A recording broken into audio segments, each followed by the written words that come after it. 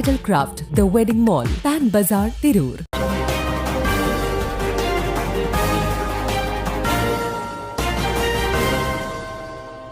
നമസ്കാരം, പ്രഹേളിക ന്യൂസിലേക്ക് സ്വാഗതം.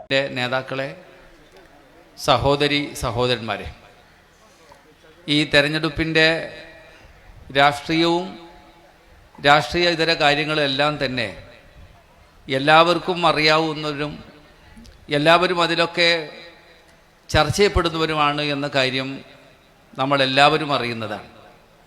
പ്രത്യേകിച്ച് തദ്ദേശ സ്വയംഭരണ സ്ഥാപനങ്ങളിലേക്കുള്ള തെരഞ്ഞെടുപ്പുമായി ബന്ധപ്പെട്ട് നമ്മൾ നടത്തിയിട്ടുള്ള വലിയ പ്രവർത്തനം, ആ പ്രവർത്തനത്തിൻ്റെ വലിയ റിസൾട്ട് നമുക്കുണ്ടായി. ഒരുപക്ഷേ ജില്ലയിൽ തന്നെ കൂടുതൽ ആളുകളെ ജനപ്രതിനിധികളാക്കാൻ സാധിച്ചിട്ടുള്ള ഒരു നിയോജക മണ്ഡലമാണ് നമ്മുടേത്. നേരത്തെ നമുക്ക് നഷ്ടപ്പെട്ട വെട്ടവും തലക്കാടും വലിയ ഭൂരിപക്ഷത്തിന് തിരിച്ചു പിടിക്കാൻ സാധിക്കുകയും അതോടുപോലെ തന്നെ 5 സീറ്റ് മാത്രമുണ്ടായിരുന്ന തിരൂർ ബ്ലോക്ക് സീറ്റിൽ 17-ൽ 15 സീറ്റ് നേടുവാൻ നമുക്ക് സാധിച്ചു. നമ്മുടെ അസംബ്ലി മണ്ഡലം കോട്ടക്കൽ, താനൂർ, തിരൂർ മണ്ഡലവുമായി ബന്ധപ്പെട്ട അസംബ്ലി മണ്ഡലവുമായി ബന്ധപ്പെട്ട നമ്മുടെ പരിധി മണ്ഡലത്തിലുള്ള എല്ലാ ബ്ലോക്ക് ജില്ലാ പഞ്ചായത്ത് സീറ്റുകളും പൂർണ്ണമായി വിജയിപ്പിച്ചെടുക്കുവാൻ നമുക്ക് സാധ്യമായിട്ടുണ്ട്. അങ്ങനെ കേരളത്തിൻ്റെ രാഷ്ട്രീയ ചരിത്രത്തിൽ ഇന്ത്യൻ യൂണിയൻ മുസ്ലിം ലീഗിൻ്റെ UDFൻ്റെ ഈ പ്രദേശത്തെ വിജയം എന്ന് പറയുന്നത് കഴിഞ്ഞകാല തെരഞ്ഞെടുപ്പ് വിജയത്തിൻ്റെ എല്ലാ റെക്കോർഡുകളും ഭേദിച്ചുകൊണ്ടുള്ള ഒരു വലിയ വിജയമാണ്. ആ വിജയത്തിന് വേണ്ടി പ്രവർത്തിച്ച, ആ വിജയത്തിന് വേണ്ടി നേതൃത്വം നൽകിയ, ആ വിജയത്തിന് ആധാരമായ വോട്ടുകൾ ചെയ്യിപ്പിച്ചുകൊണ്ടുള്ള അനേകായിരം മനുഷ്യർ തന്നെയാണ് ഈ തെരഞ്ഞെടുപ്പിനെ നേരിടുന്നത് എന്നതും വളരെ സന്തോഷകരമായ ഒരു സാഹചര്യമാണ്. എന്ന് പറഞ്ഞാൽ ആ വോട്ട് ചെയ്തതിൻ്റെ എല്ലാ അലയൊടികളും, വോട്ട് ചെയ്യാൻ UDFനെ പ്രേരിപ്പിച്ചിട്ടുള്ള എല്ലാ കാര്യങ്ങളും, അതിൻ്റെ ഏതൊക്കെ കാര്യകാരണങ്ങളാണോ LDFന്റെ സ്ഥാനാർത്ഥിയെ മാറ്റി UDFന് വോട്ട് ചെയ്യാൻ പ്രേരിപ്പിച്ചത്, അതിൻ്റെ എല്ലാ സാമൂഹ്യ രാഷ്ട്രീയ പരിസരങ്ങളും യാതൊരു അവസ്ഥയിലും മാറ്റമില്ലാതെ നമ്മുടെ സംസ്ഥാനത്ത് നിലനിൽക്കാൻ, പ്രത്യേകിച്ച് തിരൂരിൽ നിലനിൽക്കാൻ, അതിലൊരു വ്യത്യാസവുമില്ല. ഇവിടെ നേരത്തെ 16-18 സീറ്റുമായി അധികാരത്തിൽ വന്ന നമ്മൾ മുനിസിപ്പാലിറ്റിയിൽ 31 സീറ്റ് നമ്മുടെ കയ്യിലുണ്ട്. ആ 31 സീറ്റ് നേടിയ രാഷ്ട്രീയമായ സാഹചര്യത്തിന് ഒരു പോറലുമേറ്റിട്ടില്ല. ആ 31 സീറ്റിൽ UDFന് വോട്ട് ചെയ്യാനുണ്ടായ ഏതൊക്കെ കാര്യകാരണങ്ങളുണ്ടോ ആ കാര്യകാരണങ്ങൾ നിറഞ്ഞു നിൽക്കുകയാണ്. വെട്ടപഞ്ചായത്തിൽ കഴിഞ്ഞ തവണ ഉണ്ടായിരുന്നത് 9 സീറ്റാണ്. ഇന്നവിടെ ശക്തമായി ഭരിക്കാനുള്ള ഭൂരിപക്ഷമുണ്ട്. ആ ഭൂരിപക്ഷം നേടിയ വെട്ടം പഞ്ചായത്തിന്റെ രാഷ്ട്രീയ സാഹചര്യത്തിൽ നിന്ന് ഒരു മാറ്റവും ഉണ്ടായിട്ടില്ല. അങ്ങനെ ഈ 6 പഞ്ചായത്തിലും ഒരു മുനിസിപ്പാലിറ്റിയിലും ഇത്രയും വലിയ ഭൂരിപക്ഷം ലഭിക്കാൻ UDFന്റെ കാര്യകാരണങ്ങൾ എന്തെല്ലാമാണോ ആ കാര്യങ്ങളുടെ ഒന്നും കുറവില്ലെന്ന് മാത്രമല്ല, UDFന് അതിൻ്റെ സംവിധാനത്തെ സഹായിക്കേണ്ടുന്ന, അതിനുവേണ്ടി പ്രവർത്തിക്കേണ്ടുന്ന, അതിനുവേണ്ടി വോട്ട് ചെയ്യേണ്ടുന്ന അതിശക്തമായ സാഹചര്യം നമ്മുടെ മുന്നിൽ വന്നുകൊണ്ടിരിക്കുകയാണ്. ഒരുപക്ഷേ കേരള രാഷ്ട്രീയ തെരഞ്ഞെടുപ്പിന്റെ ചരിത്രത്തിലാദ്യമായി ഒരു പൊതുജനം തന്നെ അജണ്ട തീരുമാനിച്ച് ആ അജണ്ടക്കനുസരിച്ച് തെരഞ്ഞെടുപ്പ് പ്രവർത്തനത്തെ ക്രമീകരിക്കപ്പെടുന്ന ആദ്യത്തെ തെരഞ്ഞെടുപ്പാണ് ഈ പഞ്ചായത്ത് തെരഞ്ഞെടുപ്പും ഇപ്പോൾ നടക്കുന്ന തെരഞ്ഞെടുപ്പും. അപ്പോൾ എല്ലാവരും പറയുന്നത് 46,000 വോട്ടുകൾക്കാണ് ഏറ്റവും അവസാനം ഇവിടെ നടന്ന തെരഞ്ഞെടുപ്പിൽ UDFന് ഭൂരിപക്ഷമുള്ളത്. 46,000-ആണ്. പത്രങ്ങളൊക്കെ പറയാറുണ്ട് എങ്ങനെയായാലും കുറയുമെന്നാണ്. അവിടെയാണ് ഞാൻ പറയുന്നത്, കുറയാനുള്ള സാധ്യതകൾ എന്ന് പറയുന്നത് സ്വാഭാവികമായും രാഷ്ട്രീയ നയത്തിൽ മാറ്റമുണ്ടാവണം, മുന്നണി നയത്തിൽ മാറ്റമുണ്ടാകണം. അല്ലെങ്കിൽ ഗവൺമെന്റ് ആ തോൽവിയുടെ കാര്യങ്ങൾ മനസ്സിലാക്കി പുതിയ സംവിധാനം ഉണ്ടാക്കണം. അവരുടെ തെരഞ്ഞെടുപ്പുകളുടെ രീതിയിൽ മാറ്റമുണ്ടാക്കണം, അവരുടെ പ്രചരണ രീതിയിൽ മാറ്റമുണ്ടാക്കണം, അവരുടെ സ്ഥാനാർത്ഥികളെ കണ്ടെത്തുന്ന രീതിയിൽ മാറ്റമുണ്ടാക്കണം. ഈ കാര്യങ്ങളിലാവട്ടെ വളരെ വളരെ കുതുസായ ഒരു രാഷ്ട്രീയ പ്രസ്ഥാനത്തിന് പറയാൻ കഴിയാത്ത വിധമുള്ള നിഗൂഢമായ സാഹചര്യം സൃഷ്ടിച്ചുകൊണ്ടിരിക്കുന്നു എന്നത് ഇടതുപക്ഷത്തിന് എന്തൊക്കെ കാരണങ്ങൾ കൊണ്ടാണ് വോട്ട് ചെയ്യാതിരുന്നത് അതേ കാര്യകാരണങ്ങൾ നമ്മുടെ മുന്നിൽ നിൽക്കാൻ. നിങ്ങൾ ആലോചിച്ച് നോക്കൂ, എന്താണ് മാറ്റമുണ്ടായത്? ഈ പഞ്ചായത്ത് തെരഞ്ഞെടുപ്പുകൾ കഴിഞ്ഞപ്പോഴാണ് നമ്മൾ അറിയുന്നത് പഞ്ചായത്തുകൾക്ക് നൽകിയത് യഥാർത്ഥത്തിൽ പദ്ധതി വിഹിതങ്ങൾക്ക് നൽകിയത് 41%. 41% പഞ്ചായത്തുകൾക്ക് നൽകിയതെന്ന് അറിയുമ്പോൾ നമ്മൾ അറിയേണ്ടത് അടിസ്ഥാനപരമായ പ്രാദേശിക വികസനങ്ങൾ അവിടെ വെച്ച് തന്നെ അവസാനിപ്പിച്ചു എന്നാണ്. 100 രൂപ നൽകേണ്ടടത്ത് 41 രൂപയാണ് നൽകിയത്. അപ്പോ 100 രൂപ കൊണ്ട് ബഹുമാന്യനായ ബഷീർ സാഹിബ് വേദിയിലേക്ക് വരാം. 100 രൂപ കൊണ്ട് നടത്തേണ്ടുന്ന വികസനങ്ങൾ 41 രൂപക്ക് നടത്തുക എന്ന് പറഞ്ഞാൽ പദ്ധതി പോലും ഉണ്ടാകാൻ കഴിയുന്നില്ല. പിന്നെയാണ് നമ്മൾ അറിയുന്നത് വീടിന്റെ ഗുണഭോക്താക്കളെ തെരഞ്ഞെടുക്കുന്ന കാര്യത്തിൽ ഉണ്ടാക്കിയ സംവിധാനം എന്ന് പറയുന്നത് സാധാരണക്കാരനെ അകറ്റുന്ന സംവിധാനമാണ്. അപ്പോ എല്ലാ അർത്ഥത്തിലും UDF സംവിധാനത്തിന് വോട്ട് ചെയ്യാൻ പ്രേരകമായ സാഹചര്യങ്ങൾ വർദ്ധിച്ചുകൊണ്ടിരിക്കുകയാണ്.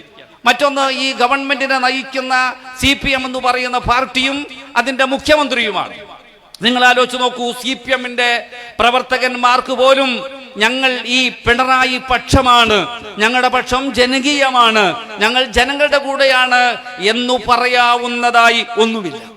ഇപ്പൊ നിങ്ങൾക്കറിയാമല്ലോ, ഇന്നലെ പോലും നമ്മുടെ മുഖ്യമന്ത്രിയുടെ ഒരു വല്ലാത്തൊരു കാഴ്ചപ്പാട് അദ്ദേഹം പറയുണ്ടായി. അദ്ദേഹത്തിന്റെ ഒരു വല്ലാത്ത പ്രവർത്തനം എന്താ പറഞ്ഞ, മൈക്ക പിടിച്ചൊടിക്കുക എന്നതാണ്. മൈക്ക പിടിച്ചൊടിക്കുക. അദ്ദേഹം ചെയ്യുന്ന ഓരോ പ്രവർത്തനവും ജനാധിപത്യത്തിൽ നിന്ന് മനുഷ്യ സമൂഹത്തെ അകറ്റുന്നതാണ്, വെറുപ്പുണ്ടാക്കുന്ന, വിദ്വേഷമുണ്ടാക്കുന്ന. ജനാധിപത്യത്തിന്റെ ക്രമം എന്താണ്? അവിടെ മര്യാദയാണ്, അവിടെ ചട്ടങ്ങളാണ്, അവിടെയാണ് നിൽക്കേണ്ടത്. അവിടെയാണ് ഒരു ഏകാധിപതിയുടെ, ഒരു ജന്മിത്വത്തിന്റെ എല്ലാ സ്വഭാവത്തോടു കൂടി നിൽക്കുന്ന ഒരു മുഖ്യമന്ത്രിയെ പ്രതിഷ്ഠിക്കേണ്ടി വന്ന ഗതികേടിൽ CPM നിൽക്കാൻ. സാധാരണഗതിയിൽ നമ്മളെല്ലാവരും പറയും സ്ഥാനാർത്ഥികളെ പാർട്ടി തീരുമാനിക്കും എന്ന് പറയും. CPM സ്ഥാനാർത്ഥിയെ സെക്രട്ടേറിയറ്റ് തീരുമാനിക്കും. ഇന്ത്യൻ നാഷണൽ കോൺഗ്രസ് പാർട്ടിയുടെ സ്ഥാനാർത്ഥിയെ ഹൈക്കമാൻഡ് തീരുമാനിക്കും. ഇന്ത്യൻ യൂണിയൻ മുസ്ലിം ലീഗിന്റെ സ്ഥാനാർത്ഥിയെ പാണക്കാട് സയ്യിദ് സാദിഖ് അലി ശിഹാബ് തങ്ങൾ തീരുമാനിക്കും എന്ന ഒരു രാഷ്ട്രീയ പ്രക്രിയ നമ്മുടെ നാട്ടിലുണ്ട്. നിർഭാഗ്യം എന്ന് പറയട്ടെ, കേരളത്തിന്റെ രാഷ്ട്രീയത്തിൽ ഉരുണ്ടുകൂടി വന്ന കേരളത്തിന്റെ പണാധിപത്യ രാഷ്ട്രീയത്തിന്റെ സ്വഭാവത്തിനനുസരിച്ച് ഒരാളുടെ സ്ഥാനാർത്ഥിയുടെ മുന്നിൽ ഒരു പാർട്ടി കെഞ്ചി നിന്ന് സ്ഥാനാർത്ഥി പറയുന്നിടത്തേക്ക് നിൽക്കേണ്ടുന്ന ഒരു ഗതികേടുണ്ടായത് കേരളത്തിലെ മാർക്സിസ്റ്റ് പാർട്ടിയാണ്. താനൂരിൽ നിന്ന് ഇവിടെ വന്ന് മത്സരിക്കുന്ന സ്ഥാനാർത്ഥി ഈ സമയത്ത് പറഞ്ഞതെന്താണ്? ആദ്യം പറഞ്ഞത് ഞാൻ താനൂരിൽ മത്സരിക്കുന്നില്ല എന്ന്. പാർട്ടി പറഞ്ഞു അയാൾ താനൂരിലാണ് മത്സരിക്കുന്നത് പറഞ്ഞു. പിന്നെ പറഞ്ഞു അയാൾ എവിടെയും മത്സരിക്കുന്നില്ല എന്ന് പറഞ്ഞു. പിന്നെ നമ്മൾ കേൾക്കുന്നത് എന്താണ്? പാർട്ടി വലിയ സമ്മർദ്ദം ചെലുത്തുകയാണ് ഈ മനുഷ്യനെ താനൂരിൽ തന്നെ മത്സരിപ്പിക്കാനെന്ന്. അതിന് മാർക്സിസ്റ്റ് പാർട്ടിയെ കുറ്റം പറഞ്ഞിട്ട് കാര്യമില്ല. അദ്ദേഹം പറഞ്ഞത് എന്താ വെച്ചാൽ അത്രമേൽ വികസനം ഞാൻ നടത്തിയിട്ടുണ്ട് എന്നാണ്. അദ്ദേഹം പാർട്ടിയോട് പറഞ്ഞു ഞങ്ങൾ വളരെയേറെ വികസനം നടത്തിയിട്ടുണ്ട്. അപ്പൊ പാർട്ടി സ്വാഭാവികമാണ് എല്ലാ അർത്ഥത്തിലും വോട്ട് നഷ്ടപ്പെടുമ്പോ ഇയാളുടെ വ്യക്തിപരമായ സ്വാധീനം ഉപയോഗപ്പെടുത്തിയെങ്കിലും വോട്ട് കിട്ടണമെന്ന് ആഗ്രഹിക്കുന്ന നല്ലവരായ കമ്മ്യൂണിസ്റ്റുകാർ പറഞ്ഞു പാർട്ടി ഇയാൾക്ക് മേൽ സമ്മർദ്ദം ചെലുത്തണം. പാർട്ടി ഇയാൾക്ക് മേൽ സമ്മർദ്ദം ചെലുത്തിയിട്ടും ഇയാൾ നിൽക്കാൻ തയ്യാറായി. അവസാനം എന്താ സംഭവിച്ചത്? ഇയാൾ പറയുന്നതിനനുസരിച്ച് പാർട്ടിക്ക് സീറ്റ് കൊടുക്കേണ്ടി വന്നു എന്ന് പറയുമ്പോ എന്റെ പ്രിയപ്പെട്ട സഖാക്കന്മാരെ, സമര പോരാട്ട ഭൂമിയിൽ നിന്ന് ഉയർത്തെഴുന്നേറ്റ് വന്ന മുദ്രാവാക്യമാണ് ഈ ചെങ്കൊടി എന്നാണ് പറഞ്ഞത്. ഈ ചെങ്കൊടിക്കൊരു ചരിത്രമുണ്ട്. ഈ രാജ്യത്തെ പാവപ്പെട്ട മനുഷ്യന്റെ വേദനയിൽ ഊറി വന്ന വിചാരങ്ങളാണ്. അതിന്റെ നിറം രക്തമാണ്, രക്തച്ചുവയുണ്ടതിന്. അതുകൊണ്ട് പാവപ്പെട്ട മനുഷ്യന്റെ വിചാരത്താൽ വീണ്ടെടുക്കപ്പെടേണ്ടുന്ന ഒരു സ്ഥാനാർത്ഥിയെ നിർത്താൻ പണാധിപത്യത്തിന്റെ കൗണ്ടറിൽ പോയി കാത്തു നിൽക്കേണ്ട ഗതികേടുണ്ടായ പാർട്ടിയാണ് കേരളത്തിലെ കമ്മ്യൂണിസ്റ്റ് പാർട്ടി. കമ്മ്യൂണിസ്റ്റ് പാർട്ടിയുടെ ബുദ്ധിജീവികൾ പറയുന്നത് ഞങ്ങൾക്ക് തെറ്റുപറ്റി എന്നാണ്. ഞങ്ങളല്ല തെറ്റുപറ്റിയത്, പിണറായി വിശ്വസിച്ചു, പിണറായി എല്ലാം ചെയ്തു തീർത്തും. പിണറായി പലപ്പോഴും പറയാറുണ്ട് ഈ പാർട്ടിയെ നശിപ്പിക്കാൻ ഞാൻ ആരെയും അനുവദിക്കില്ല എന്ന് പറഞ്ഞാൽ അതിന്റെ അർത്ഥം ഞാനായിട്ട് തന്നെ ഈ പണി ചെയ്യുന്നുണ്ട് എന്നതാണ്. അത് വളരെ ഭംഗിയായിട്ടുണ്ട്. ലോകമറിയുന്ന, ലോകം ചർച്ച ചെയ്യപ്പെട്ട, ലോകത്തോട് സംവദിച്ച കമ്മ്യൂണിസ്റ്റ് രാഷ്ട്രീയത്തിന് ഒരു വലിയ സുപ്രധാനമായ തെരഞ്ഞെടുപ്പിൽ പറയാൻ മുദ്രാവാക്യമില്ല.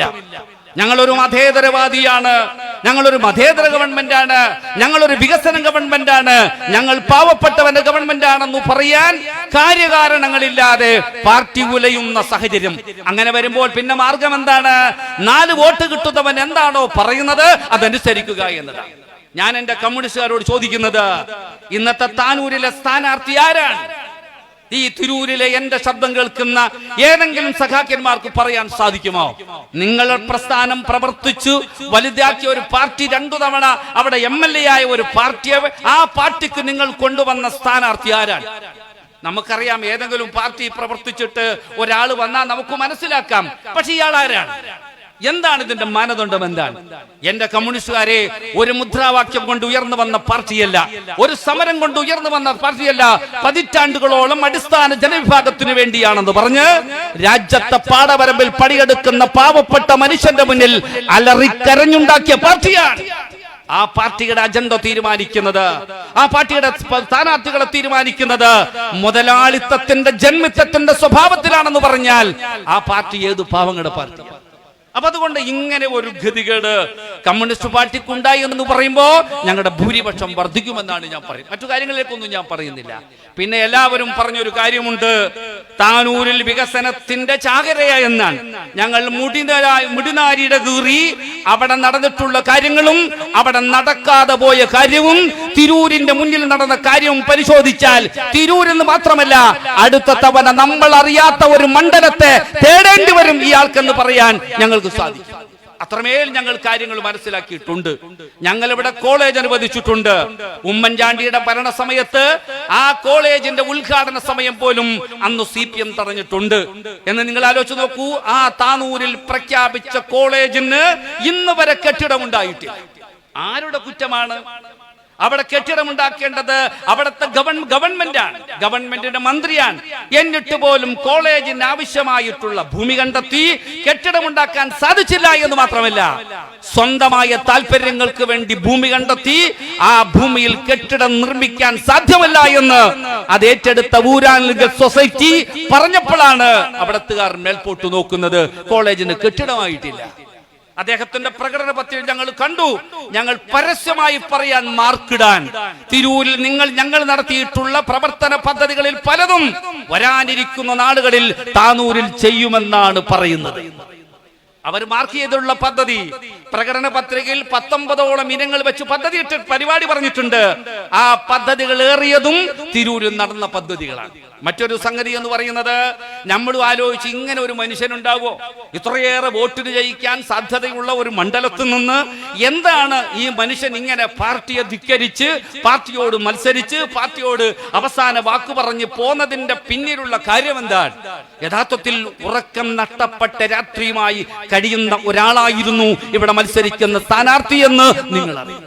അതിന് 1-2 കാരണങ്ങളുണ്ട്. ഒന്ന്, ആ ജനങ്ങളോട് പ്രധാനമായി പറഞ്ഞത് എന്താണ്? കുടിവെള്ളമാണ്. ഭാരതപ്പുഴയിൽ കൊക്കിനിറങ്ങി കൊത്തിയെടുക്കാൻ വെള്ളമില്ലാത്ത കാലത്ത് 2 പദ്ധതികളും ഒരേ സമയത്താണ് തുടങ്ങിയത്.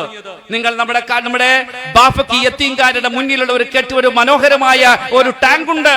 അത് ഞങ്ങൾ നിർമ്മിച്ചതാണ്. ഞങ്ങളാണ് നിർമ്മിച്ചത്. ഞങ്ങളുടെ MLA അതിന്റെ പൈപ്പ് ലൈൻ വരുന്ന പദ്ധതി പ്രദേശത്ത് നടന്നുപോയി ദിവസങ്ങളോളം ചർച്ച ചെയ്ത് കൊണ്ടുവന്ന പദ്ധതി ഞങ്ങൾ ഇന്ന് ഉപയോഗിക്കപ്പെടുകയാണ്. പ്രിയപ്പെട്ടവരെ, നിങ്ങൾ പറഞ്ഞത് എന്താണ്? ആ പദ്ധതി എവിടെയാണ്? ആർക്കെങ്കിലും വെള്ളം കൊടുത്തോ? വെള്ളം കൊടുത്തില്ല എന്ന് മാത്രമല്ല, ടാങ്ക് എവിടെയെന്നറിയാതെ ആളുകൾ പ്രയാസപ്പെടും. കോളേജുകളുടെ കാര്യത്തിൽ, ഹൈസ്കൂളുകളുടെ കാര്യത്തിൽ, ആശുപത്രികളുടെ കാര്യത്തിൽ, റോഡുകളുടെ കാര്യത്തിൽ, നീതിയുക്തമായ ഭരണ സംവിധാനത്തിന്റെ കാര്യത്തിൽ അമ്പേ പരാജയപ്പെട്ടവരാണ് എന്ന് നമുക്കറിയാൻ സാധിക്കും. അതുകൊണ്ട് 46,000 വോട്ടുകൾക്ക് വർദ്ധിക്കാനല്ലാതെ, ഒരു എല്ലാ നിലയിലും വർധനവിന്റെ സാധ്യതയില്ലാതെ, ഒരു വോട്ട് പോലും UDF-ന് കുറയാൻ സാധ്യതയില്ലാത്ത വിധം ജനാധിപത്യത്തിന്റെ എല്ലാ അംഗപ്രയങ്ങളിലും വളരെ ശക്തമായി മുന്നോട്ട് പോകാൻ കഴിയുന്ന രീതിയിൽ നമ്മുടെ സംവിധാനം ഉയർന്നിട്ടുണ്ട് എന്ന് മാത്രം പറഞ്ഞുകൊണ്ട് ഞാൻ എന്റെ വാക്കുകൾ അവസാനിപ്പിക്കുകയാണ്. ഇത് നമ്മുടെ UDF-ന്റെ നിയോജക മണ്ഡലം കൺവെൻഷനാണ്. പ്രിയപ്പെട്ട ഹരിദാസ് ചേട്ടൻ കൂടി വേദിയിലേക്ക് വരിക. തിരൂർ മണ്ഡലത്തിന്റെ UDF-ന്റെ ഈ തെരഞ്ഞെടുപ്പുമായി ബന്ധപ്പെട്ട പ്രവർത്തനങ്ങളുടെ ഔദ്യോഗികമായ ഒരു തുടക്കം ഇന്നിവിടെ കുറിക്കാൻ പോവുകയാണ്. ഒരു തെരഞ്ഞെടുപ്പിന്റെ സമയം അതിന്റെ കുറവൊക്കെ നന്നായി അറിയാവുന്ന ഒരാളുകളെന്ന നിലയിൽ വോട്ട് ചെയ്യിച്ചും വോട്ട് ചെയ്യിപ്പിച്ചും വോട്ടിനായി പ്രവർത്തിച്ചു നടത്തിയിട്ടുള്ള ആളുകളെന്ന നിലയിൽ ഒരു നിയോജക മണ്ഡലം, അസംബ്ലി മണ്ഡലത്തിൽ ഇത്തരത്തിലുള്ള ഒരു സാഹചര്യത്തിൽ തെരഞ്ഞെടുപ്പിനെ നേരിടുമ്പോൾ ഉണ്ടാകേണ്ടുന്ന എല്ലാ ഒരുക്കങ്ങൾക്ക് വേണ്ടിയിട്ടാണ് ഈ കൺവെൻഷൻ ഇവിടെ ചേരുന്നത്. ഈ കൺവെൻഷൻ കഴിഞ്ഞാൽ 26, 27 തീയതികളിലായി നമ്മുടെ പഞ്ചായത്ത് മുനിസിപ്പാലിറ്റിയുടെ കൺവെൻഷൻ നടക്കുകയാണ്. 28, 29, 30 തീയതികളിലായി നമ്മുടെ വാർഡുകളിൽ 243 വാർഡുകളാണ് ഇന്ന് ബൂത്തുകളാണ് നമ്മൾക്കുള്ളത്. ആ 243 ബൂത്തുകളിലും 28, 29, 30 തീയതികളിലായി നമ്മുടെ ബൂത്ത് കമ്മിറ്റികൾ ചേരാനിരിക്കുകയാണ്.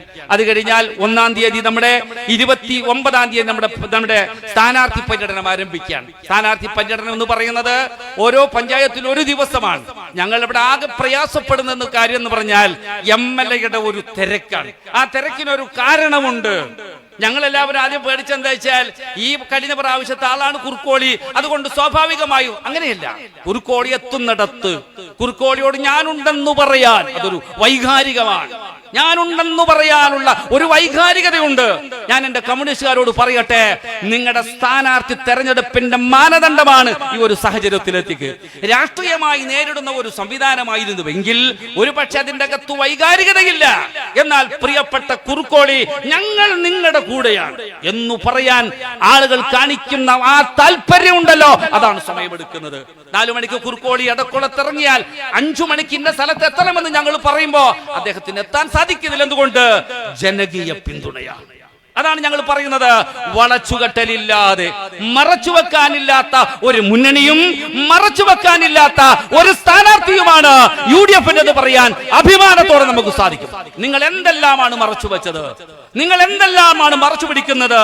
നിങ്ങൾക്ക് മുഖ്യമന്ത്രിക്ക് മറച്ചു പിടിക്കാനുണ്ട്, ഇടതുപക്ഷത്തിന് മറച്ചു പിടിക്കാനുണ്ട്, സ്ഥാനാർത്ഥിക്ക് മറച്ചു പിടിക്കാനുണ്ട്. സതീശന് മറച്ചു പിടിക്കാനില്ല, സാദിഖത്തങ്ങൾക്ക് മറച്ചു പിടിക്കാനില്ല, കുറുക്കോളിക്ക് മറച്ചു പിടിക്കാനില്ല. ആരാണ് വോട്ട് ചെയ്യേണ്ടത്? ആരാണ് പിന്തുണയ്ക്കേണ്ടത്?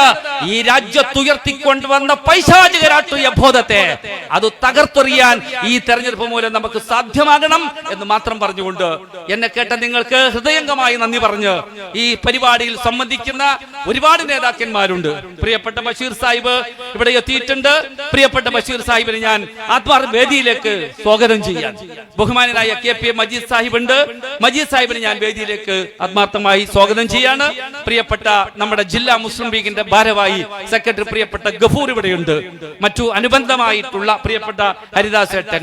നമുക്കൊക്കെ അറിയാം, എത്രയോ കാലമായി ഒരു തെരഞ്ഞെടുപ്പിന്റെ മുന്നിൽ വന്ന് നേർക്കുനേരെ സംവദിക്കാൻ UDF-ന്റെ അതിന്റെ പ്ലാറ്റ്ഫോമിൽ ആടി ഉലയാതുന്ന ഒരു മനുഷ്യന്റെ പേരാണ് പ്രിയപ്പെട്ട ഹരിദാസ് ഏട്ടൻ. യാതൊരു തർക്കവുമില്ല. എപ്പോഴൊക്കെ ഈ രാജ്യത്തെ ആളുകൾ വോട്ട് കുറയുമ്പോ, വോട്ടിന്റെ ലാഞ്ചന കുറയുമ്പോ, വോട്ടിന്റെ സീരിയൽ തെറ്റുന്ന സമയത്ത് അവർ വർഗീയത പറയും, തീഷ്ണമായ വർഗീയത പറയും. പരസ്പരം മനുഷ്യർ അകലുന്ന പരസ്പരം വർഗീയത പറയും. അപ്പോഴൊക്കെ സാന്ത്വനത്തിന്റെ മതേതരത്വമായി നമുക്ക് മുന്നിൽ വന്ന പ്രിയങ്കരനായ ഹരിദാസ് ഏട്ടൻ ഈ യോഗത്തിലെത്തിയിട്ടുണ്ട്. പ്രിയപ്പെട്ട ഹരിദാസ് ഏട്ടന് നമുക്കെല്ലാവർക്കും വേണ്ടി ഞാൻ ഈ വേദിയിലേക്ക് ആത്മാർത്ഥമായി സ്വാഗതം ചെയ്യാൻ. ബഹുമാനപ്പെട്ട സയ്യിദ് സാദിഖ് അലി ശിഹാബ് തങ്ങളാണ് ഈ സമ്മേളനം ഉദ്ഘാടനം ചെയ്തത്. ഇന്ത്യൻ രാഷ്ട്രീയത്തിന്റെ മതേതര ചേരിയുടെ ഒരു രാഷ്ട്രീയ കർമ്മമാണ് നമ്മൾ ഉണ്ടാക്കിയത്. ഒരു കർമ്മം ഉണ്ടാകണം. ഒരു നയം പറഞ്ഞു പോകലാവരുത്. ഒരു നയം പറഞ്ഞു പോകാതെ ഒരു ജനതയുടെ ഹൃദയാന്തരത്തിൽ അതിനെ ബോധ്യപ്പെടുത്തി അതൊരു കർമ്മമായി സ്വീകരിപ്പിച്ചപ്പോഴാണ് RSSന്റെ കൊടുങ്കാറ്റ് വേഗതയിലുള്ള അതിന്റെ ഗമനത്തെ തടഞ്ഞു നിർത്താൻ രാഷ്ട്രീയ കർമ്മം കൊണ്ടുവന്ന നേതാവിന്റെ പേരാണ് പാണക്കാട് സയ്യിദ് സാദിഖ് അലി ശിഹാബ് തങ്ങൾ. ആ മനുഷ്യനാണ് ഈ സമ്മേളനം ഉദ്ഘാടനം ചെയ്തത്. ഈ സമ്മേളനത്തിൽ അനുബന്ധമായ പ്രിയങ്കരനായ PK കുഞ്ഞാലിക്കുട്ടി സാഹിബ് ഏതാണ്ട് 5:20 ഇവിടെ എത്തിച്ചേരുമെന്ന് പറഞ്ഞിട്ടുണ്ട്. ഞാൻ നിങ്ങളോട് പറയട്ടെ, ഈ രാജ്യത്തിന്റെ രാഷ്ട്രീയ നേതൃത്വം എന്ന് പറയുന്നത് അചഞ്ചലമായി ഒരു ജനസമൂഹത്തിന് അടിയുലയാതെ നിൽക്കാൻ കഴിയുന്ന ചരിത്രമുള്ള, പിൻബലമുള്ള, ആഴത്തിൽ ജനസഞ്ചയത്തിൽ വേരോട്ടമുള്ള പ്രിയങ്കരനായ PK കുഞ്ഞാലിക്കുട്ടി സാഹിബ് ഈ സമ്മേളനത്തിൽ എത്തിച്ചേരുന്നുണ്ട്. പ്രിയപ്പെട്ട കുഞ്ഞാലിക്കുട്ടി സാഹിബിനെ ഞാൻ വേദിയിലേക്ക് സ്വാഗതം ചെയ്യാണ്. മറ്റെല്ലാ നേതാക്കന്മാരെയും വളരെ പ്രഗത്ഭരായ, പ്രാഗൽഭ്യമുള്ള, പല നിലയിലും പ്രാഗൽഭ്യം തെളിയിച്ചിട്ടുള്ള ഉന്നതരായ നേതാക്കന്മാരെ ഇവിടെ സംവദിക്കുന്നുണ്ട്. എല്ലാവരെയും ആത്മാർത്ഥമായി വേദിയിലേക്ക് സ്വാഗതം ചെയ്തുകൊണ്ട് ഈ യോഗത്തിന്റെ അധ്യക്ഷത അലങ്കരിക്കാൻ നമ്മുടെ പ്രിയങ്കരനായ ചെയർമാൻ അഡ്വക്കേറ്റ് പത്മകുമാർ അവരെ ക്ഷണിച്ചുകൊണ്ട് എന്നെ കേട്ട നിങ്ങൾക്ക് നന്ദി പറഞ്ഞ് അവസാനിപ്പിക്കുന്നു. ജയ്.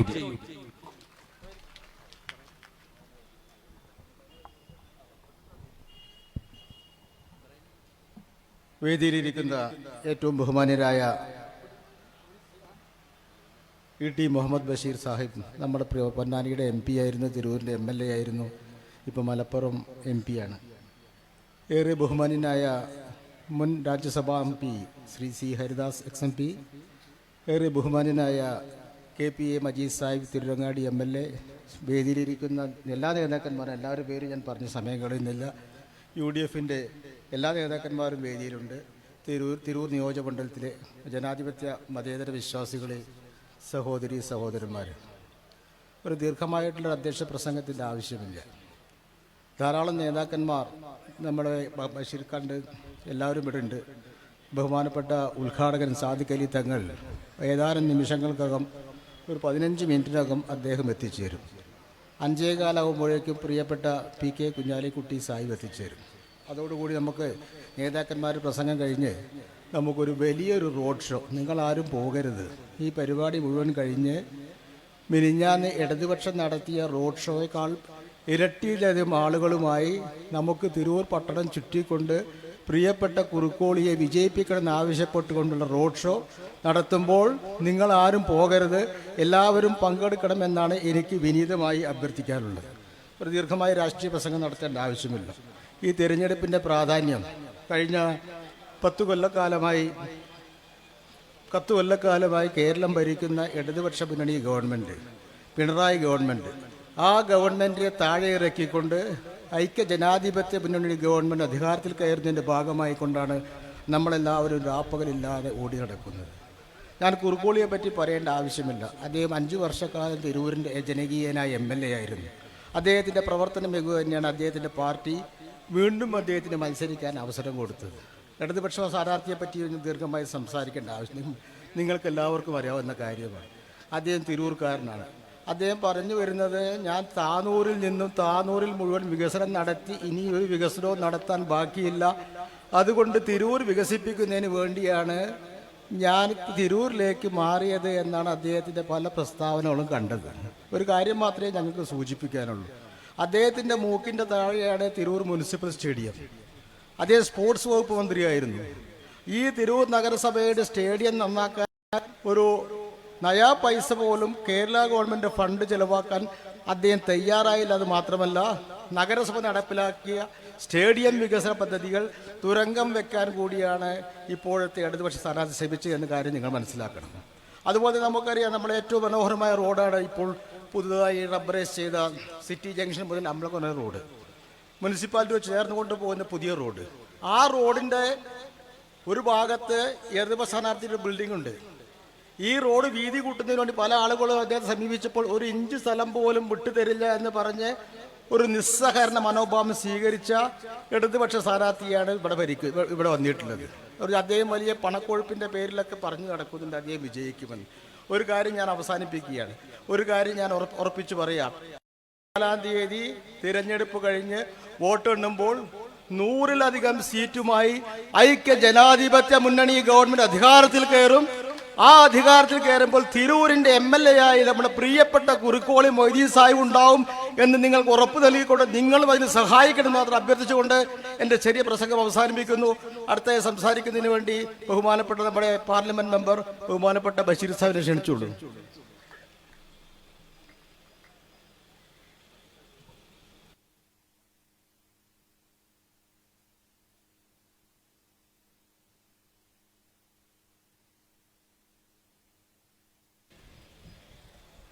പ്രിയമുള്ള അധ്യക്ഷൻ, എത്രയോ കാലമായി സ്ഥിരം അധ്യക്ഷൻ തന്നെയാണ് പപ്പനേട്ടൻ. മാറ്റമില്ലാതെ അതേ രൂപഭാവത്തിൽ തുടർന്നുകൊണ്ടേയിരിക്കുന്നു.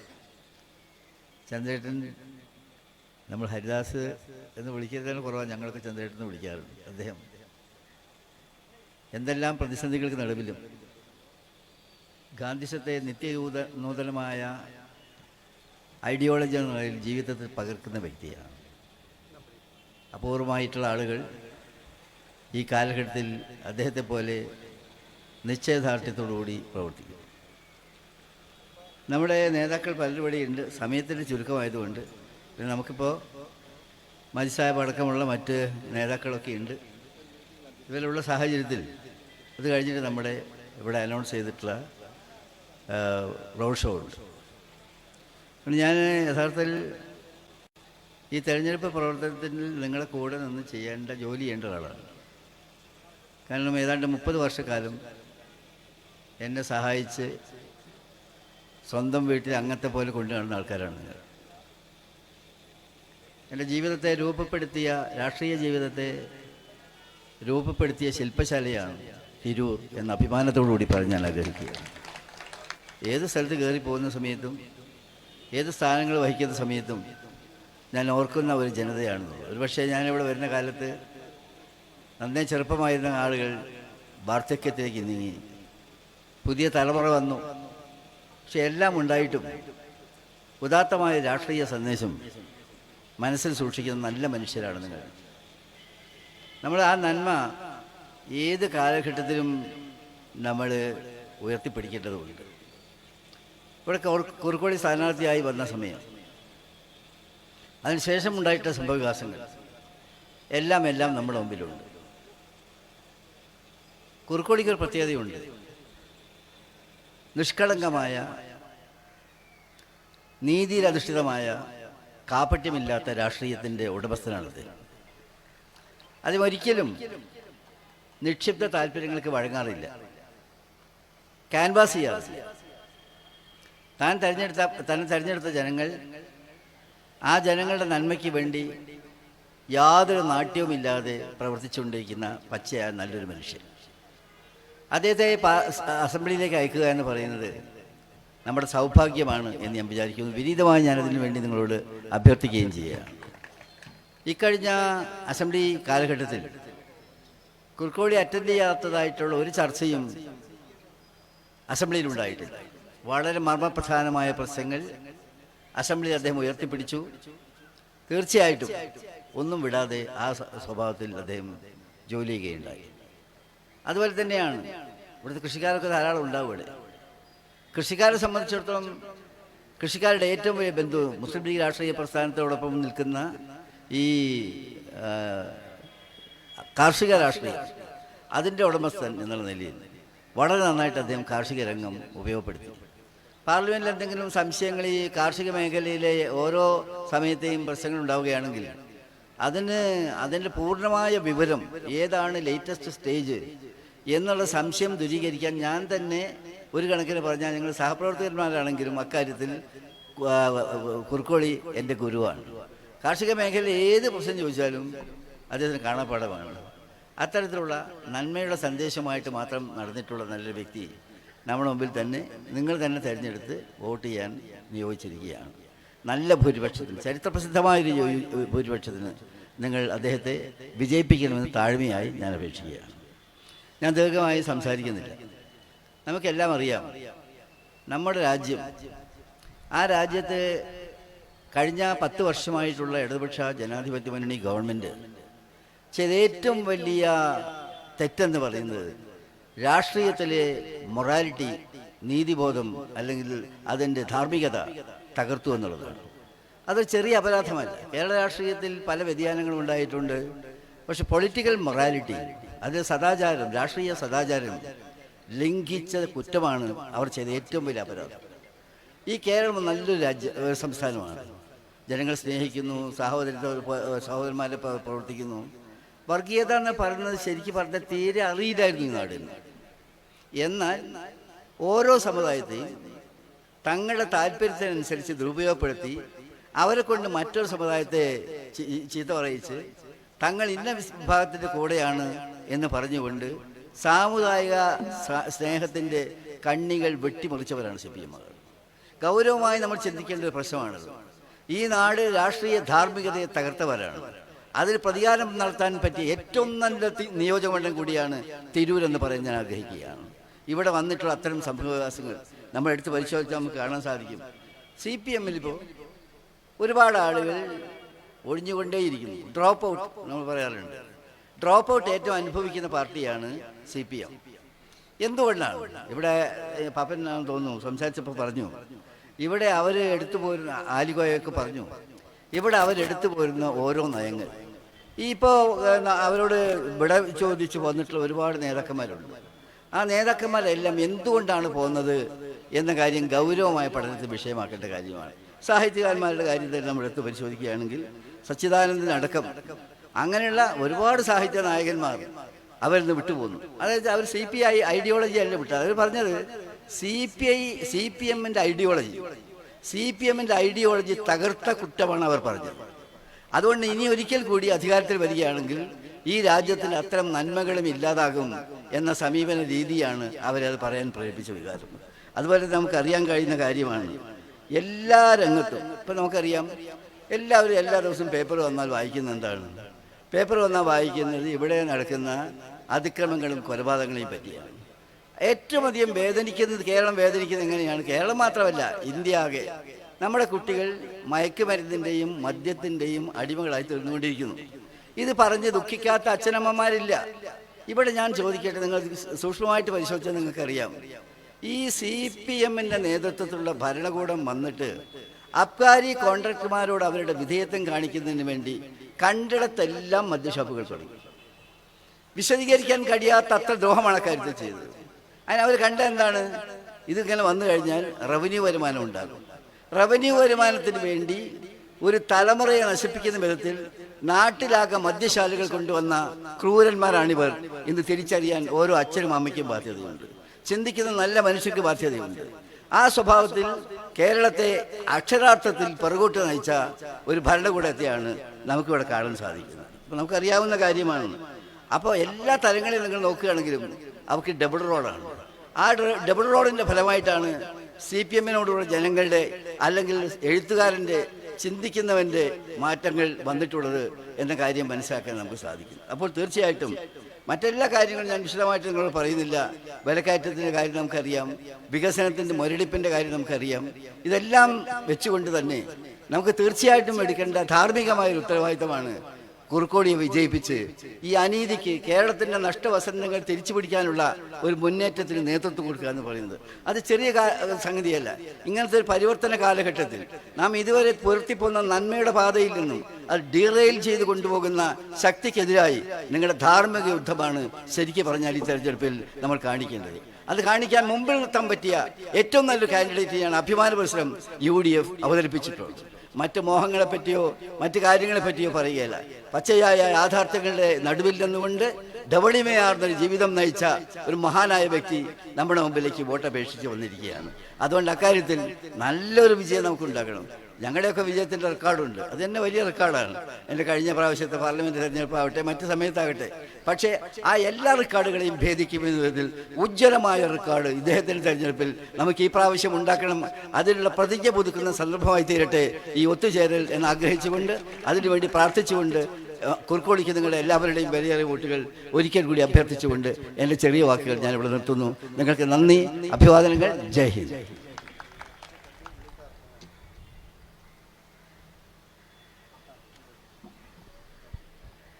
അടുത്തതായി ബഹുമാനപ്പെട്ട KPA മജീദ് MLA അവർ സംസാരിക്കും. അദ്ദേഹം 2 ദിവസം മുമ്പ് നമ്മുടെ ത്രിതല പഞ്ചായത്ത് മെമ്പർമാർ പരിപാടിയിൽ പങ്കെടുത്ത് നല്ല ദീർഘമായ പ്രസംഗം നടത്തി. അദ്ദേഹത്തിന് പ്രസംഗിക്കാൻ വേണ്ടി ക്ഷണിക്കുന്നു.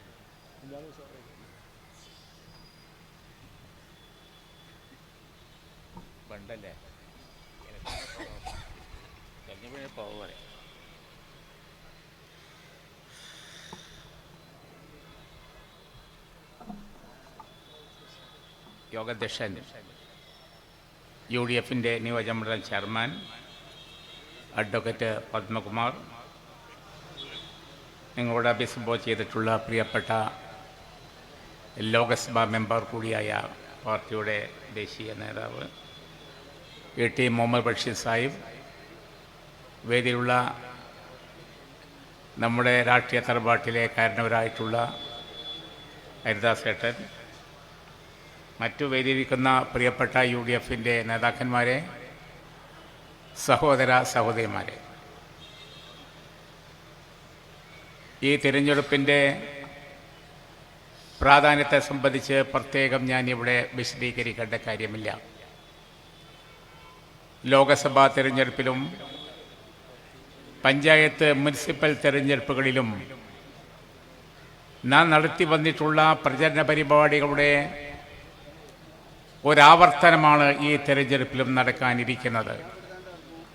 നമ്മുടെ പ്രിയങ്കനായിട്ടുള്ള സ്ഥാനാർത്ഥി കുറുക്കോളി മൊയ്തീൻ സാഹിബ് വേദിയിലേക്ക് വന്നുകൊണ്ടിരിക്കുകയാണ്. ഈ തിരഞ്ഞെടുപ്പുകളെല്ലാം തന്നെയും ഇടതുപക്ഷ ഗവൺമെൻറ് നടത്തിക്കൊണ്ടിരിക്കുന്ന 10 വർഷക്കാലത്തെ ദുർഭരണത്തെ ചൂണ്ടിക്കാണിച്ചുകൊണ്ട് ജനങ്ങളുടെ അഭിപ്രായങ്ങൾ രൂപീകരിക്കുന്നതിന് വേണ്ടിയുള്ള പ്രവർത്തനങ്ങളിലാണ് നാം ഏർപ്പെട്ടത്. അതുകൊണ്ട് ലോക്സഭാ തിരഞ്ഞെടുപ്പിലും തദ്ദേശ സ്വയംഭരണ സ്ഥാപനങ്ങളുടെ തിരഞ്ഞെടുപ്പിലും UDF ഒരു കാലത്തുമില്ലാത്ത രീതിയിലുള്ള വിജയം നമുക്ക് കൊടുക്കാൻ സാധിച്ചു.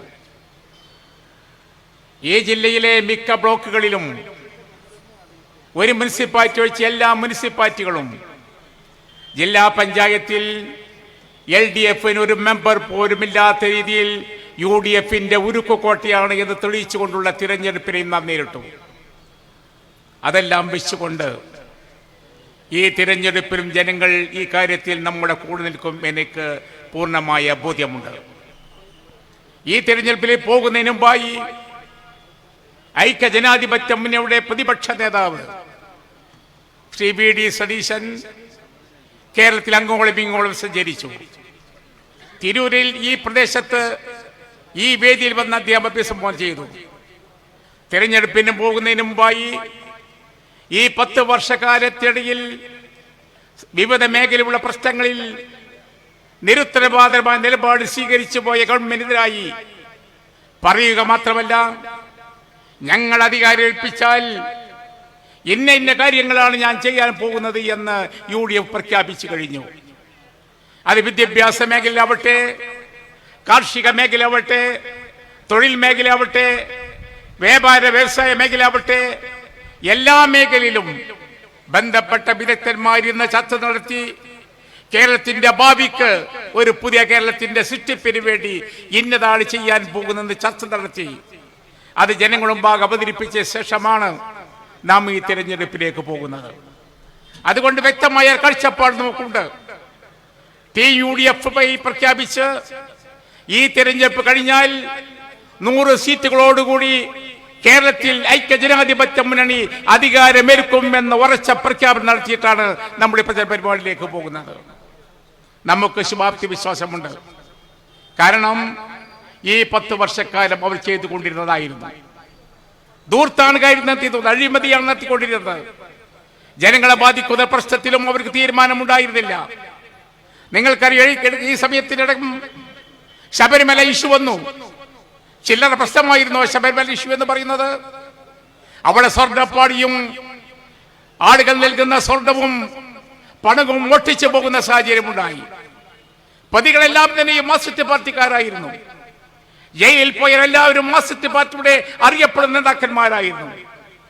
പത്മകുമാർ എന്ന് പറയുന്നത് പഴയ MLA-യും പാർട്ടിയുടെ സംസ്ഥാന കമ്മിറ്റി മെമ്പറുമായിരുന്നു.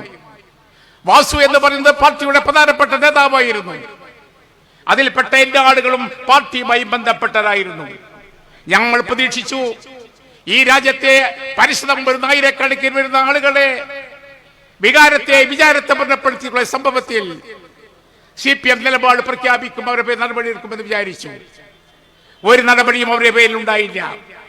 അവരെ സംരക്ഷിക്കുന്ന നിലപാട് സ്വീകരിച്ചു. സംരക്ഷണ നിലപാട് സ്വീകരിക്കുക മാത്രമല്ല, കോടതിയുടെ മേൽനോട്ടത്തിലാണ് പോലീസ് അന്വേഷണമെങ്കിലും ആഭ്യന്തര വകുപ്പിന്റെ കീഴിലുള്ള പോലീസുകാരായതുകൊണ്ട് ആ അന്വേഷണം മന്ത്രിയുടെ അടുത്തേക്ക് വരാതിരിക്കാൻ വേണ്ടി വരുന്ന സന്ദർഭം വെച്ചുകൊണ്ട് അന്വേഷണം അവസാനിപ്പിക്കാൻ തീരുമാനിച്ചു. എല്ലാവർക്കും അറിയാം, ഒരു പ്രതിയെ കുറ്റപത്രം കോടതി കൊടുത്തില്ലെങ്കിൽ 90 ദിവസം കഴിഞ്ഞാൽ സ്വാഭാവികമായി ജാമ്യം കിട്ടുമെന്ന് എല്ലാവർക്കും അറിയാം. ഇത്രയും പ്രമാദമായ ഒരു കേസിൽ രാജ്യത്തെ എല്ലാ ഭക്തരെയും വിഷമിപ്പിച്ചിട്ടുള്ള, അസ്വസ്ഥമാക്കിയിട്ടുള്ള, പ്രയാസപ്പെട്ട ഈ കേസിൽ കുറ്റപത്രം കോടതിയിൽ കൊടുത്തില്ല. എല്ലാവരും സാധാരണഗതി ജാമ്യം എടുത്ത് പുറത്തു വന്നു. ഈ പരിപാടിയാണ് കേസുള്ളത്. ആ കേസിന്റെ പരിസ്ഥിതി എന്താണ്? എന്ത് മോഷ്ടിച്ചു കൊണ്ടുപോകാം, എന്ത് കള്ളത്തരം ചെയ്യാം, ആരുടെ മുതലാണെങ്കിലും അതൊക്കെ കട്ടെടുത്ത് പോകാം, ഒന്നും വരില്ല എന്ന നിലപാട് സ്വീകരിച്ചു. എന്തെല്ലാം പൊല്ലാപ്പാടുണ്ടായത്! ശബരിമല ആചാര ലംഘനം നടത്തി യുവതികളെ കയറ്റാൻ വേണ്ടി പോലീസിന്റെ സഹായത്തോടു കൂടി പൈരട്ടാൻ പടി കയറ്റി യുവതികളെ കൊണ്ടുപോയി. നമുക്കെല്ലാവർക്കും അറിയാമല്ലോ. ഈ യുവതി പ്രവേശത്തിന് വേണ്ടി സർക്കാർ കാസർഗോഡ് മുതൽ തിരുവനന്തപുരം വരെ വനിതാ മതിൽ വെച്ചു, മതിൽ കെട്ടി. എല്ലാ സ്ത്രീകളും കൈ പിടിച്ചിങ്ങനെ നിന്ന് വൈന്ദാമൽ നടത്തി. ആ വൈന്ദാമലിന്റെ പ്രഖ്യാപനം എന്താണ്? യുവതികളെ കയറ്റണം, ആചാരങ്ങൾ ലംഘിക്കപ്പെടണം, ശബരിമലയിലേക്ക് യുവതികളെ കയറ്റാൻ വേണ്ടിയുള്ള പരിഷ്കരണ പ്രവർത്തനവുമായി, പുതിയ വിപ്ലവത്തിന്റെ മുദ്രാവാക്യവുമായി CPM നേതാക്കന്മാർ ഈ വനിതാമതിൽ കെട്ടി. നാം ആലോചിക്കുന്ന കാര്യം എന്താണെന്ന് അറിയാമോ? ആ വനിതാമതിന്റെ ഗവൺമെന്റ് ചിലവാക്കിയ സംഖ്യ 50 കോടി രൂപയാണ്. 50 കോടി രൂപ ചെലവഴിച്ചാണ് വനിതാമതി ഉണ്ടാക്കിയത്. ആരുടെ പണമാണ്? നമ്മുടെ പണമാണ്. എത്ര ദൂരത്താണ് ഇവന്നെത്തിയിട്ടുള്ളത്? കേരളയിൽ വരുമെന്ന് പറഞ്ഞ സമരം നടത്തി. അനുവാദമില്ലാതെ എല്ലാവരുടെയും വീടുകളിലും അടുക്കളയിലും മഞ്ഞക്കുറ്റി സ്ഥാപിച്ചു. ആ മഞ്ഞക്കുറ്റി സ്ഥാപിച്ചപ്പോഴും ആ സ്വത്തിന് സംബന്ധിച്ച് ഭൂമിയിൽ ഒരു ക്രമീകരണം നടത്താൻ സാധിച്ചില്ല. ബാങ്കിൽ നിന്ന് ലോൺ വാങ്ങാൻ സാധിച്ചില്ല. ഞങ്ങൾ പറഞ്ഞു ഇത് വരാൻ പോകുന്ന സംഗതിയല്ല. കേരളയിൽ എന്ന് പറയുന്നത് ഒരിക്കൽ നടപ്പാക്കാൻ പോകുന്ന കാര്യമല്ല. പക്ഷേ ഗവൺമെന്റ് പണം ചെലവഴിച്ച് എല്ലായിടത്തും മഞ്ഞക്കുറ്റി സ്ഥാപിച്ചു. എത്ര കോടി രൂപയാണെന്ന് അറിയാമോ? നിയമസഭ നടത്തിയ കണക്കനുസരിച്ച് 125 കോടി രൂപ കേരളത്തിന് വേണ്ടി മഞ്ഞക്കുറ്റി അടിക്കാൻ വേണ്ടി ചെലവഴിച്ചു. ആരുടെ പണം? ആരുടെ പണമാണത്? നമ്മുടെ ആളുകൾക്കുള്ള, നമ്മുടെ നികുതി പണം ഉപയോഗിച്ചുള്ള പണമാണ്. കയറി വരാൻ സാധിച്ചില്ല. ആ സമരത്തിൽ പങ്കെടുത്ത എല്ലാവരുടെ പേര് കേസെടുത്തു. കേസ് പിൻവലിക്കാൻ സാധിച്ചോ? മുഖ്യമന്ത്രി പറയുന്നുണ്ടല്ലോ ഇവിടെ പൗരത്വ നിയമം നടപ്പിലാക്കില്ലെന്ന്. പൗരത്വ നിയമത്തിനെതിരായി കേരളത്തിൽ അങ്ങോളം ഇങ്ങോളം ജനാധിപത്യ ശക്തി നടത്തിയുള്ള പ്രകടനങ്ങളും പ്രക്ഷോഭങ്ങളും, അതിന്റെ ഫലമായി ഈ സർക്കാർ എടുത്ത കേസുകൾ, ഗതാഗത സ്തംഭം നടത്തിയ കേസുകൾ, നിയമലംഘനം നടത്തിയെന്ന് പറഞ്ഞ കേസുകൾ, പോലീസിനെ ആക്രമിച്ചു എന്നുണ്ടാക്കിയ കേസുകൾ, അങ്ങനെ വ്യാജ പരാതി വഹിച്ച കേസുകൾ, പൗരത്വത്തിനെതിരെ നിരന്തരമായി പ്രഖ്യാപനം നടത്തുന്ന ഈ പിണറായി ഗവൺമെന്റ് ഒരു കേസ് പോലും പിൻവലിക്കാൻ തയ്യാറായിട്ടില്ല. ഇപ്പോഴും കേസാണ്, കേസുമായി നടക്കുകയാണ്. നവകേരള സദസ്സ് നടത്തിയ എല്ലായിടത്തും ഉമ്മൻചാണ്ടിയുടെ കാലത്ത് ജനസമ്പർക്ക പരിപാടി നടത്തിയിരുന്നു. ആയിരക്കണക്കിന് ആളുകൾ വന്ന് ഉമ്മൻചാണ്ടിക്ക് നിവേദനം കൊടുത്തിരുന്നു. ആംബുലൻസ് വരെ രോഗികൾ വന്നിരുന്നു. അവിടെ പ്രശ്നങ്ങൾ കേട്ടിരുന്നു. അവിടെ വെച്ച് തീരുമാനം ഉണ്ടാകുമായിരുന്നു. അതുപോലെയാണോ നവകേരള സദസ്സ് നടത്തിയത്? നവകേരള സദസ്സ് നടത്തുമ്പോൾ രാവിലെ ബ്രേക്ക്ഫാസ്റ്റ് മീറ്റിംഗ് ആണ്. നമുക്കാർക്കും പ്രവേശനമില്ല. പൗരമുഖർക്ക്, പൗരപ്രമുഖർക്ക്, നാട്ടിലെ പ്രധാനപ്പെട്ട ആളുകൾക്ക് അവരൊക്കെ മുഖ്യമന്ത്രിയുമായി സംസാരിക്കാം. അത് കഴിഞ്ഞ് എല്ലാവരും ഒന്നിച്ചിരിക്കും, മന്ത്രിമാരിരിക്കും. ആർക്കും അപേക്ഷ കൊടുക്കാൻ അധികാരമില്ല. നിവേദനം എല്ലാം കൗണ്ടർ കൊടുക്കണം. ഒരാളുടെയും കേസ് കേൾക്കില്ല. മുഖ്യമന്ത്രിയുടെ പ്രസംഗമാണ്. ആ പ്രസംഗം കേട്ടുപോയിക്കൊള്ളണം. അതായിരുന്നു ഉമ്മൻചാണ്ടി ചെയ്തത്. ആർക്കെങ്കിലും മുഖ്യമന്ത്രിയെ തൊടാൻ സാധിച്ചിരുന്നോ? മുഖ്യമന്ത്രിയെ സമീപിക്കാൻ സാധിച്ചോ?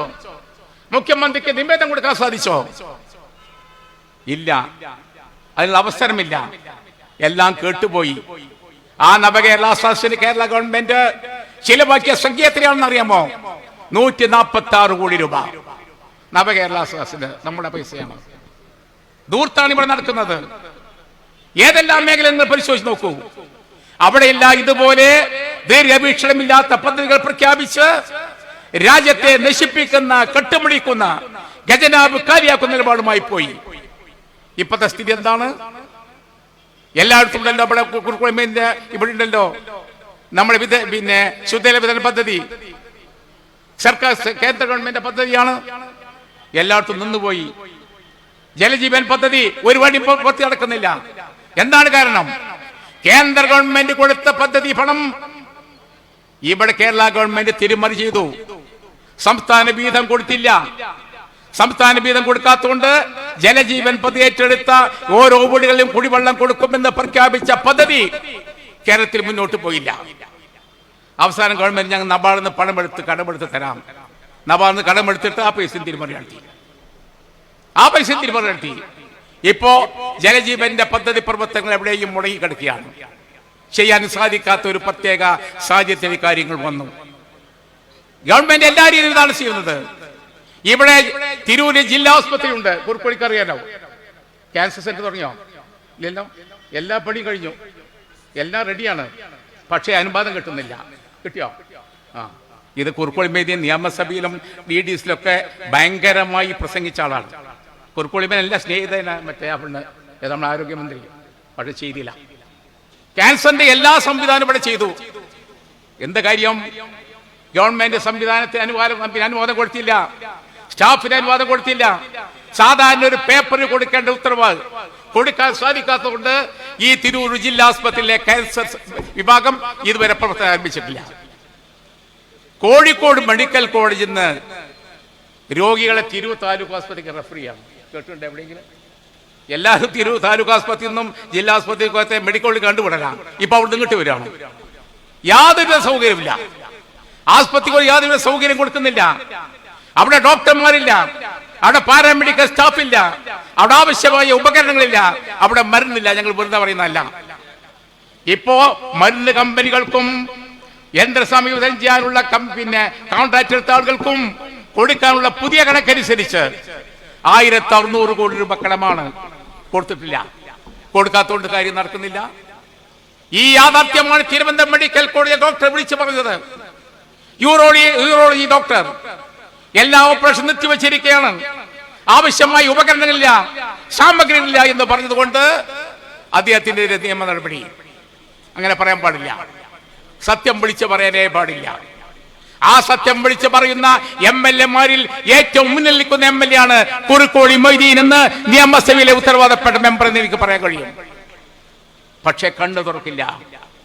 ഇവരുടെ അജണ്ട ഇതൊന്നുമല്ല. അവരുടെ അജണ്ടയൊക്കെ വേറെയാണ്. അതുകൊണ്ടാണ് ഇത്തരത്തിലുള്ള പ്രശ്നങ്ങളുമായി ഇന്ന് നാം കേരളം നട്ടം തിരിയുന്നത്. കടമാണ്. കേരളം കണ്ടിട്ടില്ലാത്ത രീതിയിൽ കടം പെരുകി വായ്പെടുത്ത് പ്രയാസത്തിലേക്ക് പോവുകയാണ്. ഇപ്പൊ മിനിഞ്ഞാത്തത്തെ പത്രത്തെ വാർത്ത അനുസരിച്ച് 5000 കോടി രൂപ വീണ്ടും ലോൺ എടുക്കാൻ തീരുമാനിക്കുകയാണ്. എങ്ങനെയാണ് നമ്മുടെ കേരളത്തിലെ ഈ സ്ഥിതി വിശേഷം വരുന്നത്? കേരളം ഉണ്ടായ ശേഷം ഒരിക്കലുമില്ലാത്ത രീതിയിൽ ഏറ്റവും വലിയ കടം ബാധ്യത വന്നിട്ടുള്ളൊരു കാലഘട്ടമാണ് ഇത് എന്ന് കണക്ക് നോക്കിയാൽ പറയാൻ കഴിയും. കേന്ദ്ര ഗവൺമെന്റ് അപകട ഒരു ഭാഗത്തുണ്ട്. പക്ഷെ എന്നാലും കേരളത്തിന്റെ വിഭവ സമാഹരണത്തിന്റെ അകത്ത് നിന്നുകൊണ്ട് കാര്യങ്ങൾ ചെയ്തു പോകാൻ കഴിയാത്ത രീതിയിലുള്ള ഒരു പ്രത്യേകമായ സാഹചര്യത്തിലേക്ക് ഇന്ന് നാം മാറിക്കൊണ്ടിരിക്കുകയാണ്. കേരളം അത്രമാത്രം പ്രയാസകരമായ സ്ഥിതിയിലേക്ക് വരികയും നിത്യദിനാച്ചില പോലും മുന്നോട്ട് കൊണ്ടുപോകാൻ കഴിയാതെ, ശമ്പളം പോലും മുന്നോട്ട് കൊണ്ടുപോകാൻ കഴിയാത്ത സാഹചര്യം ഉണ്ടാകുന്നു. നിങ്ങൾക്ക് സാധാരണ ട്രഷറി ബാനും നിയന്ത്രണം വരുന്നതൊക്കെ മാർച്ച് മാസത്തിലാണ്. ഇപ്പൊ ഏത് സമയത്തും ബാൻ വരും. പ്രിയപ്പെട്ട സയ്യിദ് ഷാദിഖ് അലി ശിഹാബ് തങ്ങൾ വന്നുകൊണ്ടിരിക്കുകയാണ്. അദ്ദേഹമാണ് ഈ യോഗം ഔപചാരികമായി ഉദ്ഘാടനം ചെയ്യേണ്ടത്.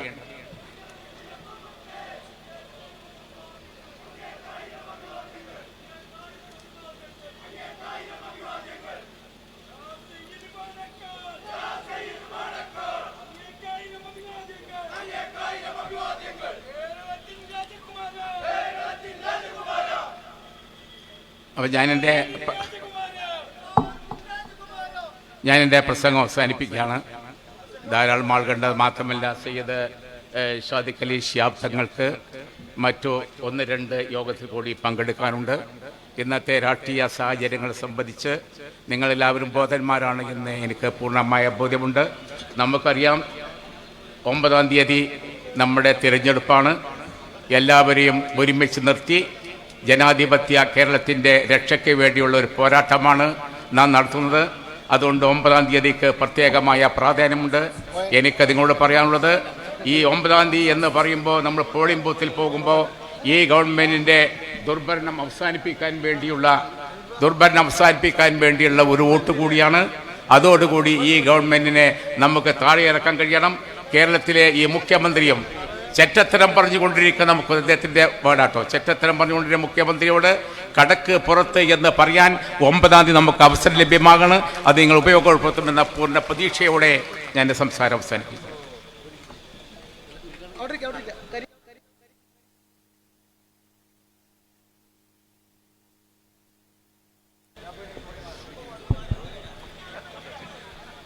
ഈ മഹത്തായ കൺവെൻഷൻ നമ്മുടെ പ്രിയപ്പെട്ട സ്ഥാനാർത്ഥി കുറുക്കോളി മൊയ്തീൻ സാഹിബിൻ്റെ തിരഞ്ഞെടുപ്പ് ജനകീയ കൺവെൻഷൻ ഉദ്ഘാടനം ചെയ്യാൻ എത്തിയിട്ടുള്ളത് നമ്മുടെ എല്ലാം പ്രിയങ്കരനായ ഐക്യ ജനാധിപത്യ മുന്നണിയുടെ ശക്തനായ നേതാവ് വക്താവ് പാണക്കാട് സയ്യിദ് സാദിഖ് അലി ശിഹാബ് തങ്ങളാണ് ഈ കൺവെൻഷൻ ഉദ്ഘാടനം ചെയ്തതിനു വേണ്ടി ഏറെ ബഹുമാന പുരസരം തങ്ങളെ ക്ഷണിച്ചോളും.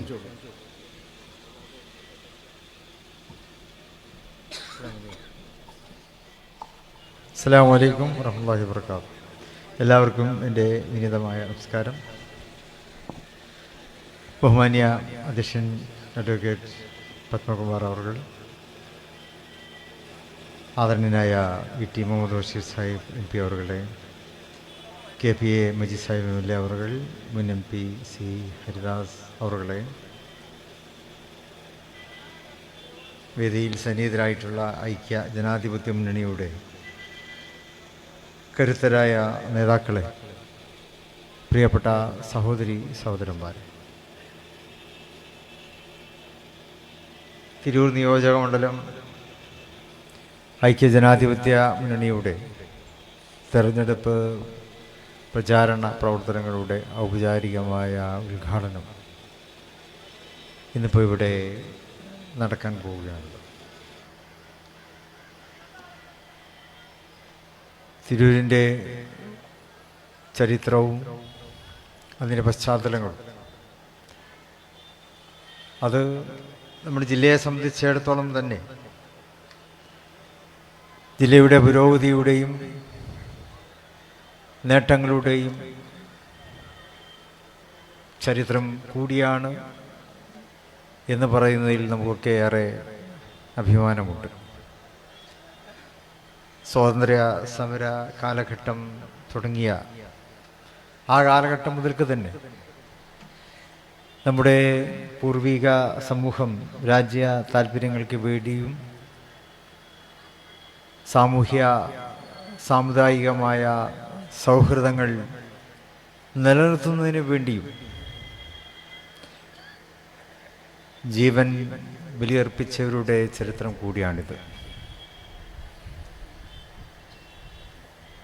ഭാഷാ പിതാക്കന്മാരുടെ ഭൂമി എന്നുള്ള പ്രത്യേകത കൂടി തിരൂരിനെ സംബന്ധിച്ചിടത്തോളം ഉണ്ടല്ലോ. തുഞ്ചത്ത് എഴുത്തച്ഛൻ, മറ്റ് ആ കാലഘട്ടത്തിൽ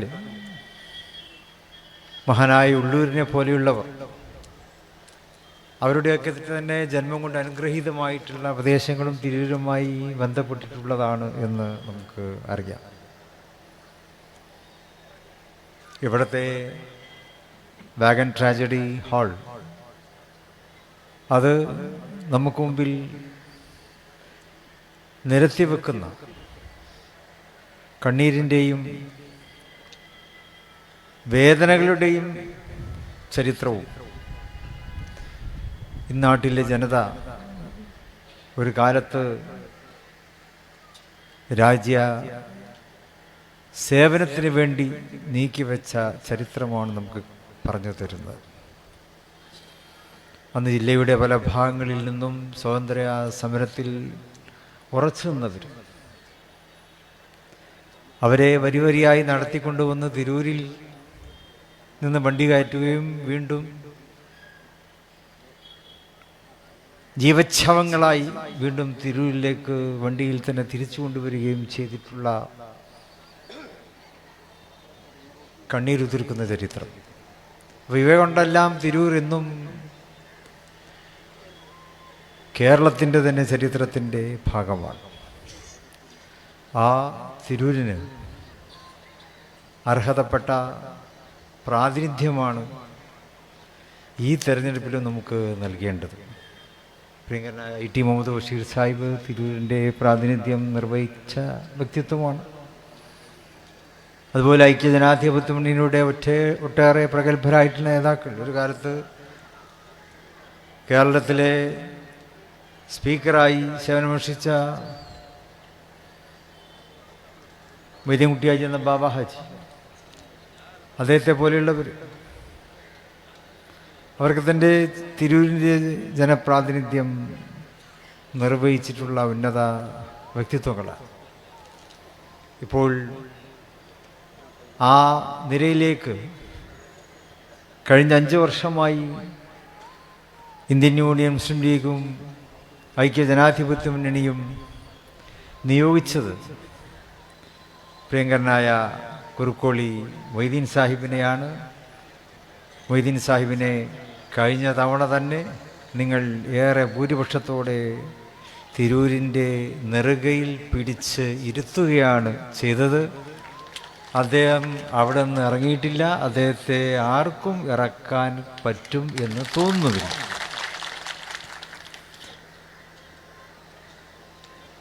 കാരണം ജനങ്ങളാണ് അദ്ദേഹത്തെ അവിടെ പ്രതിഷ്ഠിച്ചിട്ടുള്ളത്. ആ പ്രാതിനിധ്യത്തിലൂടെ അദ്ദേഹം തിരൂരിലെ ജനങ്ങൾക്ക് വേണ്ടി, പ്രത്യേകിച്ച് സാധാരണക്കാർക്ക് വേണ്ടി, സാധാരണക്കാരൻ്റെ വേദനകളും ആവലാതികളും ആവശ്യങ്ങളും അവയെല്ലാം മനസ്സിലാക്കിക്കൊണ്ട് തന്നെ അദ്ദേഹം പ്രവർത്തിക്കുകയുണ്ടായി. അന്ന് തന്നെ അദ്ദേഹത്തെക്കുറിച്ച് ഉള്ള ഒരു വിശേഷണം എന്നുള്ളത്, അദ്ദേഹം സാധാരണക്കാരൻ്റെ പ്രതിനിധിയാണ്, പാവപ്പെട്ടവൻ്റെ പ്രതിനിധിയാണ് എന്നുള്ളതാണ്. തിരൂരുകാർക്കിപ്പോൾ ഒരിക്കൽ കൂടി ഒരു ഉത്തരവാദിത്തം വന്നിരിക്കുന്നു. പ്രിയപ്പെട്ട കുറുക്കോളി മൊയ്തീൻ സാഹിബ് പാവപ്പെട്ടവൻ്റെ പ്രതിനിധി തന്നെയാണെന്ന് ഒരിക്കൽ കൂടി നമുക്ക് തെളിയിക്കേണ്ടി വരികയാണ്. അതാണ് തിരൂരിൻ്റെ ഈ തെരഞ്ഞെടുപ്പിൻ്റെ പ്രത്യേകത എന്നുള്ളത്. അതിവിടെ കാരണം പാവപ്പെട്ടവരാണല്ലോ ഇവിടെ കൂടുതലുള്ളത്. അതുകൊണ്ട് തന്നെ അദ്ദേഹത്തിൻ്റെ വിജയം ഇവിടെ ഉറപ്പായി കഴിഞ്ഞിരിക്കുന്നു എന്നുള്ളത് തന്നെയാണ്. അദ്ദേഹത്തിൻ്റെ പ്രവർത്തനങ്ങളിലൂടെ അത് കൂടുതൽ വ്യക്തമാക്കുവാനും അദ്ദേഹത്തിന് സാധിച്ചിട്ടുണ്ട്. പിന്നെ ഈ തെരഞ്ഞെടുപ്പ് എന്നുള്ളത് കേരളത്തെ വീണ്ടെടുക്കുവാനുള്ള തെരഞ്ഞെടുപ്പാണ്. ഇവിടെ LDFും UDFും ആണല്ലോ പ്രധാന മത്സരം എന്നുള്ളത്. ജനങ്ങളോട് ചേർന്ന് നിൽക്കുന്ന പ്രസ്ഥാനം അത് ഐക്യജനാധിപത്യ മുന്നണിയാണ്. നമ്മെ എതിർക്കുന്ന ഇടതുപക്ഷ മുന്നണി അവർ ജനങ്ങളോടൊപ്പം ചേർന്ന് നിൽക്കുന്നില്ല. അവർ പരസ്യ ബോർഡുകളിലാണ് അവരുടെ കാര്യങ്ങൾ പറഞ്ഞുകൊണ്ടിരിക്കുന്നത്. താഴേക്ക് ഇറങ്ങി വന്നുകൊണ്ട് ജനങ്ങളോട് ഗവൺമെൻറ്റിൻ്റെ നേട്ടങ്ങൾ പറയാൻ അവർക്ക് ധൈര്യമില്ലാത്തത് കൊണ്ടാണ് പരസ്യ ബോർഡുകളിൽ കയറി നിന്നുകൊണ്ട് ജനങ്ങൾക്ക് നേട്ടങ്ങൾ വിശദീകരിച്ച് കൊടുത്തുകൊണ്ടിരിക്കുന്നത്. പിന്നെ KSRTC ബസ്സുമിലാണ് അവരവരുടെ നേട്ടങ്ങൾ വിശദീകരിച്ച് കൊടുത്തുകൊണ്ടിരിക്കുന്നത്. അല്ല, ജനങ്ങളുടെ മുമ്പിൽ വന്നുകൊണ്ട് ജനങ്ങളോട് നേരിട്ട് സംവദിച്ചുകൊണ്ട് രാഷ്ട്രീയം പറയാൻ ധൈര്യം കാണിക്കാത്ത ഒരു ഭരണം കേരളത്തിൽ ആദ്യമായിട്ടാണ് നമ്മൾ കാണുന്നത്. എന്നാൽ ഐക്യജനാധിപത്യ മുന്നണി അതിൻ്റെ നേതാക്കളെ നിങ്ങൾ പരിശോധിച്ച് നോക്കൂ. ഞാൻ ആരുടെയും പേരെടുത്ത് പറയുന്നില്ല. ഐക്യജനാധിപത്യ മുന്നണിയുടെ ഇന്ത്യൻ നാഷണൽ കോൺഗ്രസിൻ്റെ നേതാക്കന്മാരായാലും, മുസ്ലിം ലീഗിൻ്റെ നേതാക്കന്മാരായാലും, RSPയുടെ നേതാക്കന്മാരായാലും, അതിലെ മറ്റ് ഘടകകക്ഷികളുടെ നേതാക്കന്മാരായാലും അവരിലൊക്കെ തന്നെ പരിചയ സമ്പത്തുള്ളവരാണ്, അനുഭവ പരിജ്ഞാനമുള്ളവരാണ്, ഭരണ നൈപുണ്യമുള്ളവരാണ്, ഭരണരംഗത്ത് തിളങ്ങിയവരുമാണ്. ഇങ്ങനെ ഒരുപാട് സവിശേഷതകൾ ഐക്യജനാധിപത്യ മുന്നണിയുടെ നേതാക്കന്മാരെ കുറിച്ച് നമുക്ക് പറയുവാൻ സാധിക്കും. അവരെപ്പോഴും ജനങ്ങളോടൊപ്പം നിന്നിട്ടുള്ളവരാണ്. ഐക്യജനാധിപത്യ മുന്നണിയുടെ നേതാവ് ശ്രീ VD സതീശൻ ഏതാനും ദിവസങ്ങൾക്ക് മുമ്പ് കേരളം മുഴുവനും അദ്ദേഹം യാത്ര നടത്തുകയുണ്ടായി. കേരളത്തിൽ പുതുയുഗ യാത്ര, കേരളത്തിനൊരു പുതിയ യുഗം സമ്മാനിക്കുക എന്നുള്ളതാണ്. കഴിഞ്ഞ 10 വർഷമായി കേരളത്തിന് അന്യമായി കഴിഞ്ഞ പ്രതീക്ഷകളുടെയും പ്രത്യാശകളുടെയും ദിനരാത്രങ്ങൾ, പേടി സ്വപ്നങ്ങൾ നിറഞ്ഞ ദിനരാത്രങ്ങളാണ് കഴിഞ്ഞ 10 വർഷമായി കേരളത്തിലെ ജനങ്ങൾക്ക് അനുഭവിക്കേണ്ടി വരുന്നത്. അതിന് പകരമായി പ്രതീക്ഷയും സ്വപ്നങ്ങളും സാക്ഷാത്കരിക്കുന്ന ദിവസങ്ങളെക്കുറിച്ച് VD സതീശൻ്റെ നേതൃത്വത്തിൽ യാത്ര നടന്നു, ജനങ്ങൾക്ക് മുമ്പിൽ അത് വിശദീകരിച്ചു കൊടുത്തു. ജനങ്ങൾ അതെല്ലാം ഏറ്റെടുക്കുകയും ചെയ്തു. സതീശൻ്റെ യാത്ര കടന്നു ചെന്നിടത്തെല്ലാം, ഇപ്പോൾ തിരൂരിലും അത് എത്തിയിട്ടുണ്ട്, അവിടെയൊക്കെ ജനബാഹുല്യം കൊണ്ട് പൊറുതിമുട്ടിയതാണ് നമുക്ക് കാണുവാൻ കഴിഞ്ഞത്. വി ഡി സതീശൻ യാത്ര ചെയ്ത ആ സമയത്ത് തന്നെ വേറെ ചില യാത്ര കൂടി കേരളത്തിലൂടെ കടന്നുപോയിരുന്നു എന്ന് നമുക്കറിയാം. എന്നാൽ ആ യാത്രകളൊക്കെ കണ്ടവർക്ക് അറിയാം, ആ യാത്രകൾക്കൊന്നും സ്വീകരണമല്ല ലഭിച്ചിരുന്നത്, യാത്രയപ്പാണ് ലഭിച്ചിരുന്നത് എന്നാണ് ആ യാത്ര കണ്ടവർക്കൊക്കെ മനസ്സിലായിരുന്നത്. സതീശൻ്റെ യാത്രക്ക് സ്വീകരണം, ജനങ്ങൾ നെഞ്ചേറ്റുകയായിരുന്നു ആ യാത്ര. അത് കേരളത്തിലെ പ്രതീക്ഷയുടെ, കേരളത്തിന് പുതുയുഗം സമ്മാനിക്കുന്ന പ്രതീക്ഷയുടെ യാത്രയായിരുന്നു. അതാണ് കേരളത്തിലെ ജനങ്ങൾ ആഗ്രഹിക്കുന്നത്. നമ്മൾ ജനങ്ങളോട് ചേർന്ന് നിന്നുകൊണ്ടാണ് അത് വിശദീകരിച്ചു കൊടുത്തത്. പരസ്പരം മുഖത്തോട് മുഖം നോക്കിയാണ് ആനുകൂല്യങ്ങളെക്കുറിച്ച് നമ്മൾ സംസാരിച്ചത്. കേരളം വിദ്യാഭ്യാസപരമായി മുന്നിട്ട് നിൽക്കുന്നൊരു സംസ്ഥാനമായിരുന്നു, പ്രബുദ്ധമായൊരു സംസ്ഥാനമായിരുന്നു കേരളം. ആരോഗ്യ മേഖലയിലൊക്കെ ലോക മോഡൽ തന്നെ എന്നുള്ള നിലക്ക് ഒരു കേരള മോഡൽ തന്നെ വികസിപ്പിക്കുവാൻ 10 വർഷങ്ങൾക്ക് മുമ്പുള്ള ഐക്യജനാധിപത്യ മുന്നണി സർക്കാരുകളിലൂടെ നമുക്ക് സാധിച്ചിരുന്നു. എന്നാൽ 10 വർഷമായി അതൊക്കെ നമുക്ക് കൈമോശം വന്നിരിക്കുകയാണ്. അത് വീണ്ടെടുക്കുക എന്നുള്ളത് തന്നെയാണ് നമ്മുടെ പ്രഥമ പരിഗണന. ആരോഗ്യ മേഖലയിൽ ഇന്ന് കേരളം ഇരുട്ടിൽ തപ്പുകയാണ്. നമ്മുടെ പ്രവർത്തകന്മാർ പറയുന്നുണ്ടല്ലോ കേരളം വെന്റിലേറ്ററിലാണ് എന്നുള്ളത്. ആ കേരളത്തിൻ്റെ ആരോഗ്യ മേഖലയെ സംരക്ഷിക്കുവാൻ ഐക്യജനാധിപത്യ മുന്നണി ഹെൽത്ത് ഇൻഷുറൻസ് പ്രഖ്യാപിച്ചിരിക്കുകയാണ്. കാരണം ഇന്നത്തെ വർദ്ധിച്ച ചികിത്സാ ചെലവ് നേരിടുവാൻ സാധാരണക്കാരായ ആളുകൾക്ക് സാധിക്കുകയില്ല. അതേ അവസരത്തിൽ രോഗങ്ങൾ വളരെ വർദ്ധിച്ചിരിക്കുന്നു. ജീവിതശൈലി രോഗങ്ങൾ വർദ്ധിച്ചിട്ടുണ്ട്, സാംക്രമികമായിട്ടുള്ള രോഗങ്ങൾ വർദ്ധിച്ചിട്ടുണ്ട്, പെട്ടെന്ന് കടന്നു വരുന്ന രോഗങ്ങൾ വർദ്ധിച്ചിട്ടുണ്ട്. ഇതിനെല്ലാം ചികിത്സകൾ വളരെയേറെ ചെലവേറിയതുമാണ്. സാധാരണക്കാരന് എത്തിപ്പിടിക്കുവാൻ കഴിയാത്ത തരത്തിലാണ് ചികിത്സ അല്ലെങ്കിൽ മരുന്നുകളുടെ ചെലവ്. അവിടെയാണ് ഹെൽത്ത് ഇൻഷുറൻസ് നമുക്ക് ഏറ്റവും വലിയൊരു സ്വപ്നമായി, ഒരു താങ്ങും തണലുമായി മാറിയിട്ടുള്ളത്. ഹെൽത്ത് ഇൻഷുറൻസ് വിജയിച്ചിട്ടുള്ള പ്രദേശങ്ങൾ ലോകത്ത് ഗൾഫ് രാജ്യങ്ങളാണ്. നിങ്ങളെല്ലാവരും ഗൾഫ് രാജ്യവുമായി ബന്ധപ്പെടുന്നവരാണല്ലോ. അവിടെ രോഗം ബാധിച്ചാൽ ചികിത്സ, നല്ല ചികിത്സ അവിടെ കിട്ടുന്നുണ്ട്. അവിടെ വിസയുള്ളവർക്ക് ഹെൽത്ത് ഇൻഷുറൻസും ഉണ്ട്.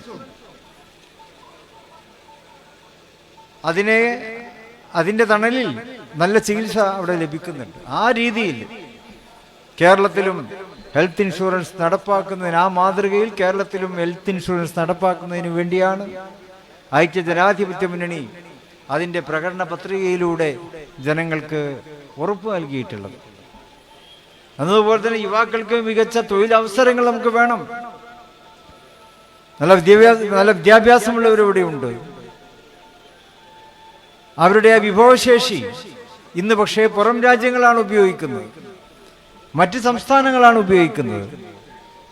കേരളത്തിലെ യുവാക്കളുടെയും യുവതികളുടെയും വിഭവശേഷി അത് ഇവിടെ തന്നെ പ്രയോജനപ്പെടുത്തപ്പെടണം. അതിന് നല്ല തൊഴിലവസരങ്ങൾ ഇവിടെ തന്നെ സൃഷ്ടിക്കപ്പെടണം. അതും UDFിൻ്റെ ലക്ഷ്യമാണ്. UDF പ്രകടന പത്രിക തയ്യാറാക്കിയത് വിദഗ്ധന്മാര് ദിവസങ്ങളോളം ചർച്ച ചെയ്തുകൊണ്ടാണ്. ഓരോ മേഖലയിലും പലതവണ കോൺക്ലേവ് സംഘടിപ്പിച്ചുകൊണ്ട്, അന്യോന്യം ചർച്ച ചെയ്തുകൊണ്ട്, പരസ്പരം ആശയവിനിമയം നടത്തിക്കൊണ്ട്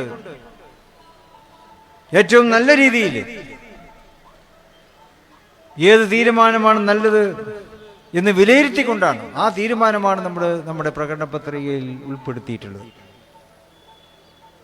അതല്ലാതെ ആരെങ്കിലും ഉറക്കമണിറ്റ് വന്ന് എഴുതിയുണ്ടാക്കുന്ന പ്രകടന പത്രികയല്ല UDFൻ്റേത്. മറിച്ച് ബുദ്ധിജീവികൾ, പ്രായോഗികമായിട്ട് കാര്യങ്ങളെ വിശകലനം ചെയ്യുന്നവർ, ഇവരെല്ലാം കൂടിച്ചേർന്നിരുന്നു കൊണ്ടാണ് ആ പ്രകടന പത്രിക സമർപ്പിച്ചിട്ടുള്ളത്. കേരളത്തിൻ്റെ ഭാവിക്ക് വേണ്ടിയുള്ളതാണ്. അപ്പോൾ എല്ലാം ഇവിടെ നടപ്പാകാൻ അതിനുള്ളൊരു അവസരം നമ്മൾ ഉണ്ടാക്കി കൊടുക്കണം. കേരളത്തെ രക്ഷപ്പെടുത്തണം. അതിന് 2026 ഏപ്രിൽ 9 നടക്കുന്ന നമ്മുടെ തെരഞ്ഞെടുപ്പ് അതിനു വേണ്ടിയുള്ളതാണ്. അതുകൊണ്ട് നിങ്ങളുടെ വിലയേറിയ വോട്ടുകൾ ഐക്യജനാധിപത്യ മുന്നണിക്ക് നൽകിക്കൊണ്ട് കേരളത്തെ വീണ്ടെടുക്കുന്നതിന് വേണ്ടിയുള്ള പ്രവർത്തനങ്ങളിൽ എല്ലാവരും ഭാഗവാക്കാകണം. ഇവിടെ നമ്മുടെ പ്രിയങ്കരനായ കുറുക്കോളി മൊയ്തീൻ സാഹിബ് കഴിഞ്ഞ തവണത്തേതിലും കൂടുതൽ ഭൂരിപക്ഷം അദ്ദേഹത്തിന് വർദ്ധിപ്പിച്ചു കൊടുത്തുകൊണ്ട് അദ്ദേഹം സാധാരണക്കാരൻ്റെ ആളാണ്, സാധാരണക്കാരനോടൊപ്പം ചേർന്ന് നിൽക്കുന്ന വ്യക്തിത്വമാണ് എന്ന് ബാലറ്റ് പേപ്പറിലൂടെ, പോളിംഗ് മെഷീനിലൂടെ നമുക്ക് ഒരിക്കൽ കൂടി തെളിയിച്ചു കൊടുക്കുവാൻ ഈ അവസരം പ്രയോജനപ്പെടുത്തുക. അദ്ദേഹത്തിൻ്റെ ചിഹ്നമായ ഐക്യജനാധിപത്യ മുന്നണിയുടെ ചിഹ്നമായ കോണിയടയാളത്തിൽ വോട്ട് രേഖപ്പെടുത്തി അദ്ദേഹത്തെ വിജയിപ്പിക്കുക. തൊട്ടപ്പുറത്ത് താനൂരിൽ നമ്മുടെ പ്രിയപ്പെട്ട PK നവാസ് മത്സരിക്കുന്നു. കോട്ടക്കിൽ ആബിദ് ഹുസൈൻ തങ്ങൾ മത്സരിക്കുന്നു. ഇങ്ങനെ പരിസര മണ്ഡലങ്ങളിൽ പൊന്നാനിയിൽ നമ്മുടെ നൗഷാദ് മത്സരിക്കുന്നു. തവനൂരിൽ VS ജോയ് മത്സരിക്കുന്നു. ഇങ്ങനെ പരിസര പ്രദേശങ്ങളിലൊക്കെ മത്സരിക്കുന്ന ഐക്യജനാധിപത്യ മുന്നണി സ്ഥാനാർത്ഥികൾ, എന്നതുപോലെ തന്നെ മറ്റു ഭാഗങ്ങളിലൊക്കെ മത്സരിക്കുന്ന ഐക്യജനാധിപത്യ മുന്നണി സ്ഥാനാർത്ഥികളുടെയൊക്കെ വിജയത്തിന് വേണ്ടി അവരുടെയൊക്കെ ബന്ധുക്കളും മിത്രങ്ങളൊക്കെയാണല്ലോ അവിടെ ഉണ്ടാവുക. ആ ഭാഗങ്ങളിലൊക്കെയുള്ള അവരെല്ലാം ഐക്യജനാധിപത്യ മുന്നണിക്ക് വോട്ട് നൽകുന്നതിന് വേണ്ടി പ്രേരിപ്പിക്കണം എന്നുകൂടി അഭ്യർത്ഥിച്ചുകൊണ്ട് ഞാൻ എൻ്റെ വാക്കുകൾ ഉപസംഹരിക്കുന്നു. നന്ദി. ജയ് ഹിന്ദ്.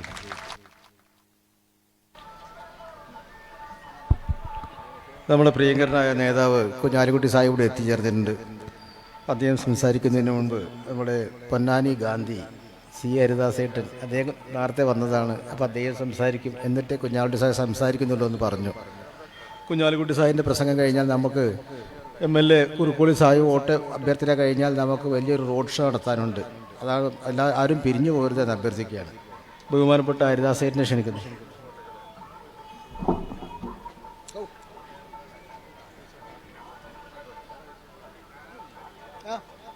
കുഞ്ഞാലി സാഹിബ്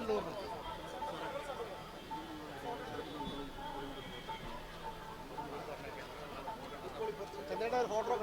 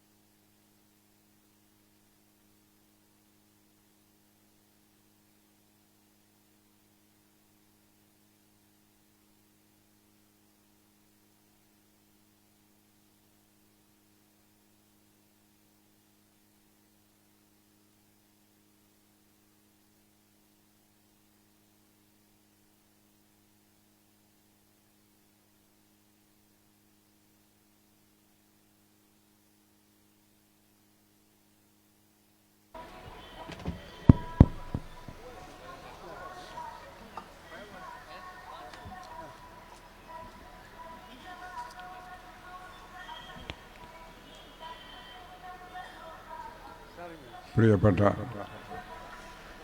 ഏറ്റവും ആരാധനയും ബഹുമാനമായ പാണക്കാട് സാദിഖ് അലി ശിഹാബ് തങ്ങൾ, PK Kunhalikutty Sahib, ATA Muhammad Basheer, KPA Majeed, ഈ വേദി അധ്യക്ഷൻ വഹിക്കുന്ന അഡ്വക്കേറ്റ് പത്മകുമാർ, സ്നേഹം നിറഞ്ഞ എൻ്റെ സഹപ്രവർത്തകരെ, പ്രിയം നിറഞ്ഞ എൻ്റെ സഹോദരി സഹോദരന്മാർ, പ്രിയപ്പെട്ട കുഞ്ഞാലിക്കുട്ടി സാഹിബിൻ്റെ പ്രസംഗത്തിന് ശേഷം ഞാൻ സംസാരിക്കുന്നുള്ളൂ എന്ന് പറഞ്ഞു.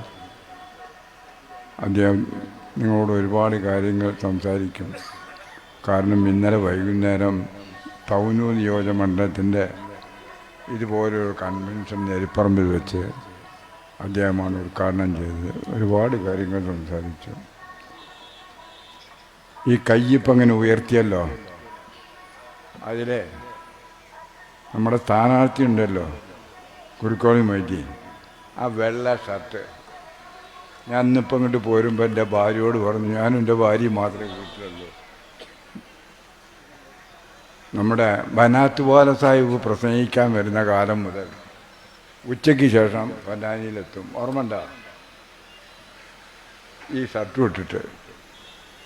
ഈ ഷർട്ടിന് പ്രത്യേകത ഉണ്ട്.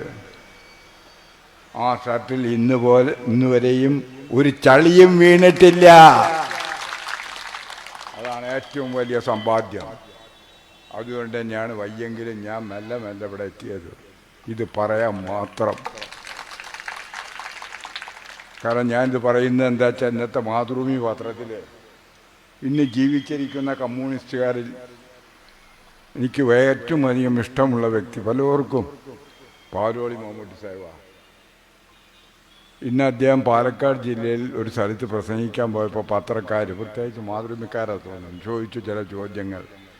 എന്താ സാഹിബേ ഇങ്ങനെ നിങ്ങളുടെ പാർട്ടിയിൽ അധികാരത്തിന് വേണ്ടി വടംവലിയും ഇതുപോലെ പണ്ടത്തെ? അപ്പം അദ്ദേഹം തുറന്ന് പറയുകയാണ്, പണ്ടത്തെ പോലെ ക്ലാസ്സുകളില്ല, ഇപ്പോൾ ചെറുപ്പക്കാർക്ക് മുഴുവൻ പാർലമെൻ്ററി ജനാധിപത്യത്തിലാണ് കൂടുതൽ താല്പര്യം. അപ്പോൾ ആ സ്ഥിതിവിശേഷത്തിൽ എത്തിയിരിക്കാം. ഈ ഇരിക്കുന്ന കുടുംബങ്ങളുമായി, പ്രത്യേകിച്ച് മുന്നേ MP, ഇപ്പോഴും MP തന്നെയാണ്, അദ്ദേഹം ആദ്യമായി നമ്മുടെ ഈ തിരൂർ നിയോജകമണ്ഡലത്തിൻ്റെ ഭാഗമായിരുന്നു തവനൂർ പഞ്ചായത്ത്.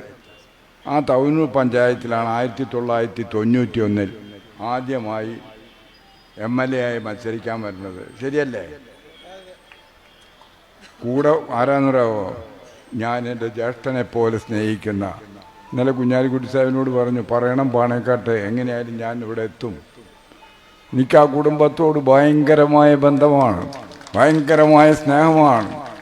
എല്ലാവരും ചോദിക്കുന്നുണ്ടല്ലോ, എന്താണ് ഈ ഹരിദാസൻ ഈ മാപ്പിളാരായിട്ട് ഇത്ര ബന്ധം? ആയിരിക്കും നിങ്ങൾക്ക്. ഞാൻ ഇപ്പം കിടക്കുന്നില്ല, കിടന്നാൽ രാത്രിയാവും, നിങ്ങൾക്ക് പോകേണ്ടതാണ്.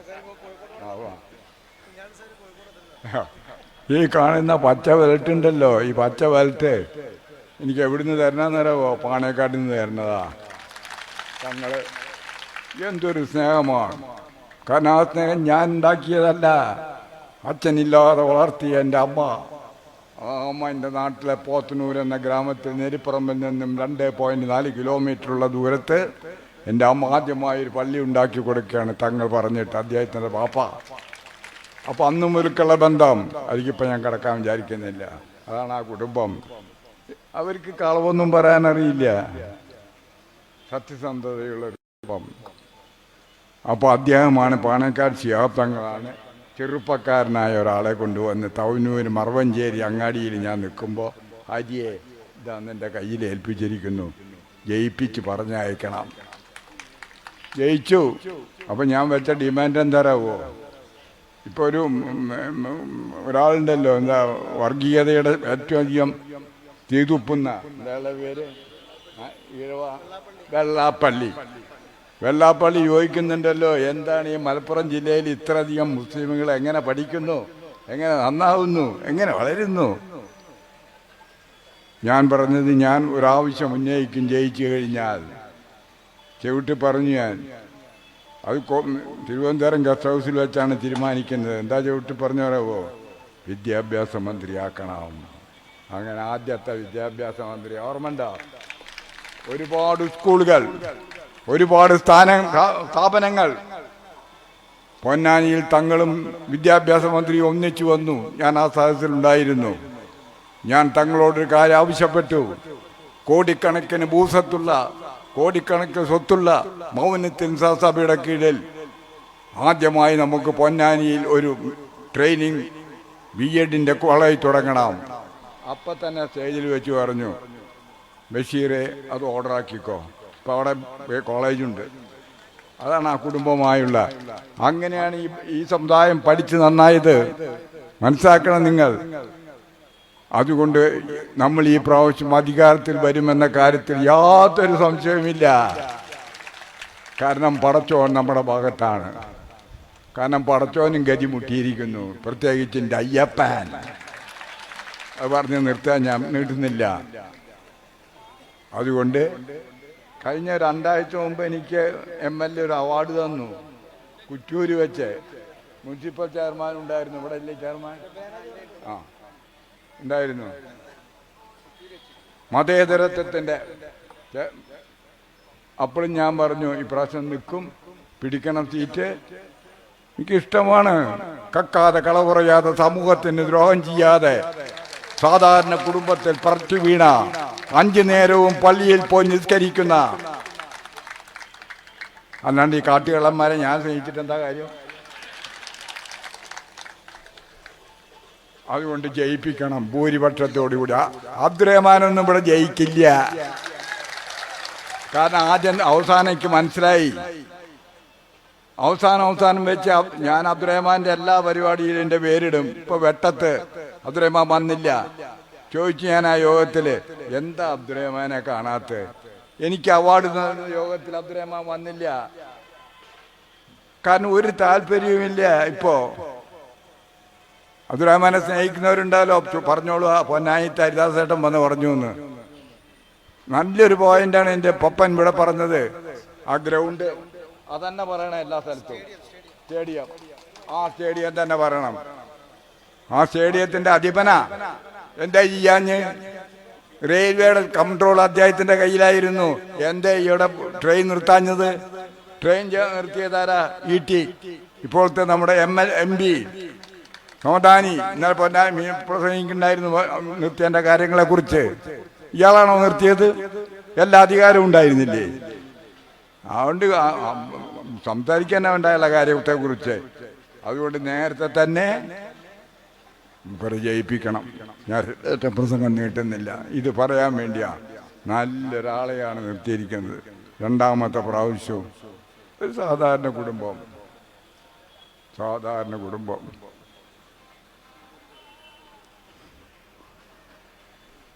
ഇവിടെ തങ്ങൾ പറഞ്ഞല്ലോ വേഗൻ ട്രാജഡിയെ പറ്റിയിട്ട്. അദ്ദേഹം പോയി. എനിക്ക് ഒന്നും കൂടി പറയുകയാണ്, നമ്മുടെ ഗവൺമെൻറ് വന്നാൽ കുഞ്ഞാലിക്കുട്ടി സാഹിബ് ഉണ്ടല്ലോ, അദ്ദേഹം മന്ത്രിയാവും. എൻ്റെ ഒരു ആഗ്രഹം, എൻ്റെ പൊന്നാനിയിൽ വെളിയങ്കോട് അന്ത്യവിശ്രമം കൊള്ളുന്ന ഉമ്മർ ഖാദി 1921 ഗാന്ധിജി നീതി നിഷേധ പ്രസ്ഥാനം പറയുന്നതിന് മുമ്പ് ഇശകാത്രനായ ഒരു മെതിയടിയിട്ട് കാഞ്ഞൂർ പാടത്തു കൂടെ നടന്നു പോകുമ്പോൾ വീരാനെ അബൂബക്കറെ ഖാദരെ നാളെ മുതൽ നികുതി കൊടുക്കരുതെന്ന് പറഞ്ഞ ആ ധീരദേശാഭിമാനിയെ കുറിച്ച് പാഠപുസ്തകങ്ങളിൽ കൊണ്ടുവരണം. ഈ വർഗീയവാദികൾ മനസ്സിലായോ? കൊണ്ടുവരണം. ഈ കുട്ടികളെ പഠിപ്പിക്കാൻ, ഹിന്ദു മുസ്ലിം ഐക്യത്തെക്കുറിച്ച് പഠിപ്പിക്കാൻ, നമ്മൾ ഒന്നാണെന്ന ബോധത്തെക്കുറിച്ച് സംസാരിക്കാൻ. ഇനി കൂടുതൽ ഞാൻ പറയാൻ തുടങ്ങി എങ്ങനെ തുടങ്ങും? അതുകൊണ്ട് ഞാൻ നിർത്തുകയാണ്. നല്ല ഭൂരിപക്ഷത്തോടു കൂടി ചരിത്രമുറങ്ങുന്ന ഈ പ്രദേശത്ത് നിൽക്കുന്ന എൻ്റെ പ്രിയപ്പെട്ട മുർക്കോൾ മൊയ്തീനെ വിജയിപ്പിക്കണമെന്ന് ആവശ്യപ്പെട്ടുകൊണ്ട് ഞാൻ നിർത്തുന്നു. ജയ് ഹിന്ദ്.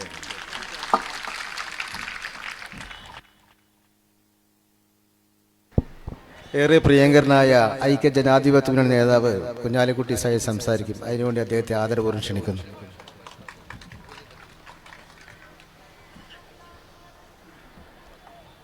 പ്രിയങ്കരായ നേതാക്കളെ, ഞാൻ അഭിസംബോധന ചെയ്യുന്നില്ല. അവരൊക്കെ നല്ല പ്രസംഗങ്ങൾ അടിച്ച് അവിടെ ഇരിക്കുമ്പോൾ വീണ്ടും അഭിസംബോധന ചെയ്ത് അവരെ ബുദ്ധിമുട്ടിക്കാൻ ഞാൻ നിൽക്കുന്നില്ല. എല്ലാവരെയും ഞാൻ അഭിവാദ്യം ചെയ്തു. ഇവിടെ നല്ല വിശുദ്ധ വെള്ള വസ്ത്രം ധരിച്ച, കതറ് ധരിച്ച ഒരു ഗാന്ധിയൻ്റെ, നമ്മളൊക്കെ ബഹുമാനിക്കുന്ന യഥാർത്ഥ ഗാന്ധിയൻ്റെ ധാർമ്മിക രോഷം നിറഞ്ഞ പ്രസംഗമാണ്, ഹരിദാസേട്ടൻ്റെ പ്രസംഗമാണ് നമ്മളിപ്പോൾ കേട്ടുകൊണ്ടിരുന്നത്. ആ ധാർമ്മിക രോഷം നമ്മുടെയൊക്കെ രോഷമാണ്, നിങ്ങളുടെയും എൻ്റെയും രോഷമാണ്. അതേ നിങ്ങളോട് പറയുന്നതായിരിക്കുന്നു. സാധാരണക്കാരനായ ഒരു കറ പുരളാത്ത ഒരു പച്ച മനുഷ്യൻ കുറുക്കോളി മൊയ്തീൻ അദ്ദേഹത്തെ വിജയിപ്പിക്കുക. ഈ നാട് അതല്ലാതെ വേറെ എന്ത് കേൾക്കാനാണ്? ഈ നാട് അതല്ലാതെ വേറെ എന്ത് കേൾക്കാനാണ്? സാധാരണക്കാർക്ക് വേണ്ടി അവരുടെ ഇങ്ങനെ ഉരുണ്ട് വരണ്ട് കളി ഉരണ്ട് അവർക്ക് വേണ്ടി നടക്കുന്ന ഒരു പച്ച മനുഷ്യനെയാണ് തിരൂരിന് വേണ്ടത് എങ്കിൽ നമുക്ക് വേണ്ടത് ഈ സാധുവായ കുറുക്കോളി മൊയ്തീനെയാണ്, യാതൊരു സംശയവും. ഞാനൊരുറപ്പ് തരാം. ഹരിദാസേട്ടൻ പറഞ്ഞ്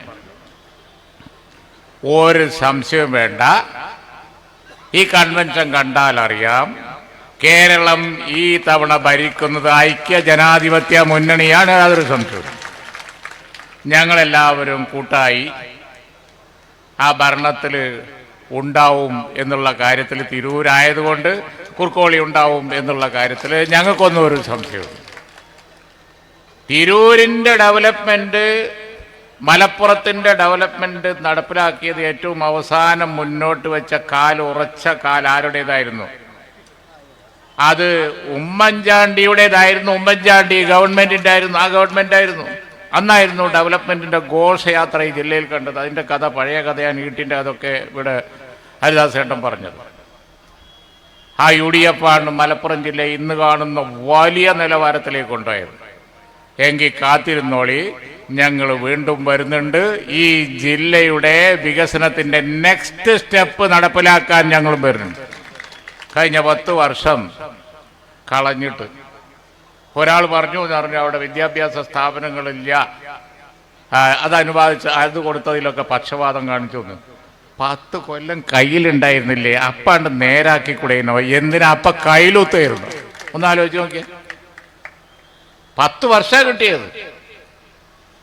എന്നിട്ട് എവിടെ നിങ്ങളൊരു കോളേജ് കൊണ്ടുവന്നത്? എന്നിട്ട് എവിടെ നിങ്ങളൊരു എഞ്ചിനീയറിംഗ് കോളേജ് കൊണ്ടുവന്നത്? എന്നിട്ട് എവിടെ നിങ്ങളൊരു മെഡിക്കൽ കോളേജ് കൊണ്ടുവന്നത്? എന്നിട്ട് എവിടെ നിങ്ങൾ മറ്റെന്തെങ്കിലും ഉണ്ടാക്കിയ ഒരു IT പാർക്ക് ഉണ്ട്, ഞങ്ങളുണ്ടായ അവിടെ യൂണിവേഴ്സിറ്റി അവിടെ കാണുന്ന ആ ഫുഡ് പാർക്ക്, അതുപോലുള്ള വ്യവസായ സ്ഥാപനങ്ങൾ, ഇൻകൽ, അങ്ങനെ എന്തെങ്കിലും ഒന്നുണ്ടോ?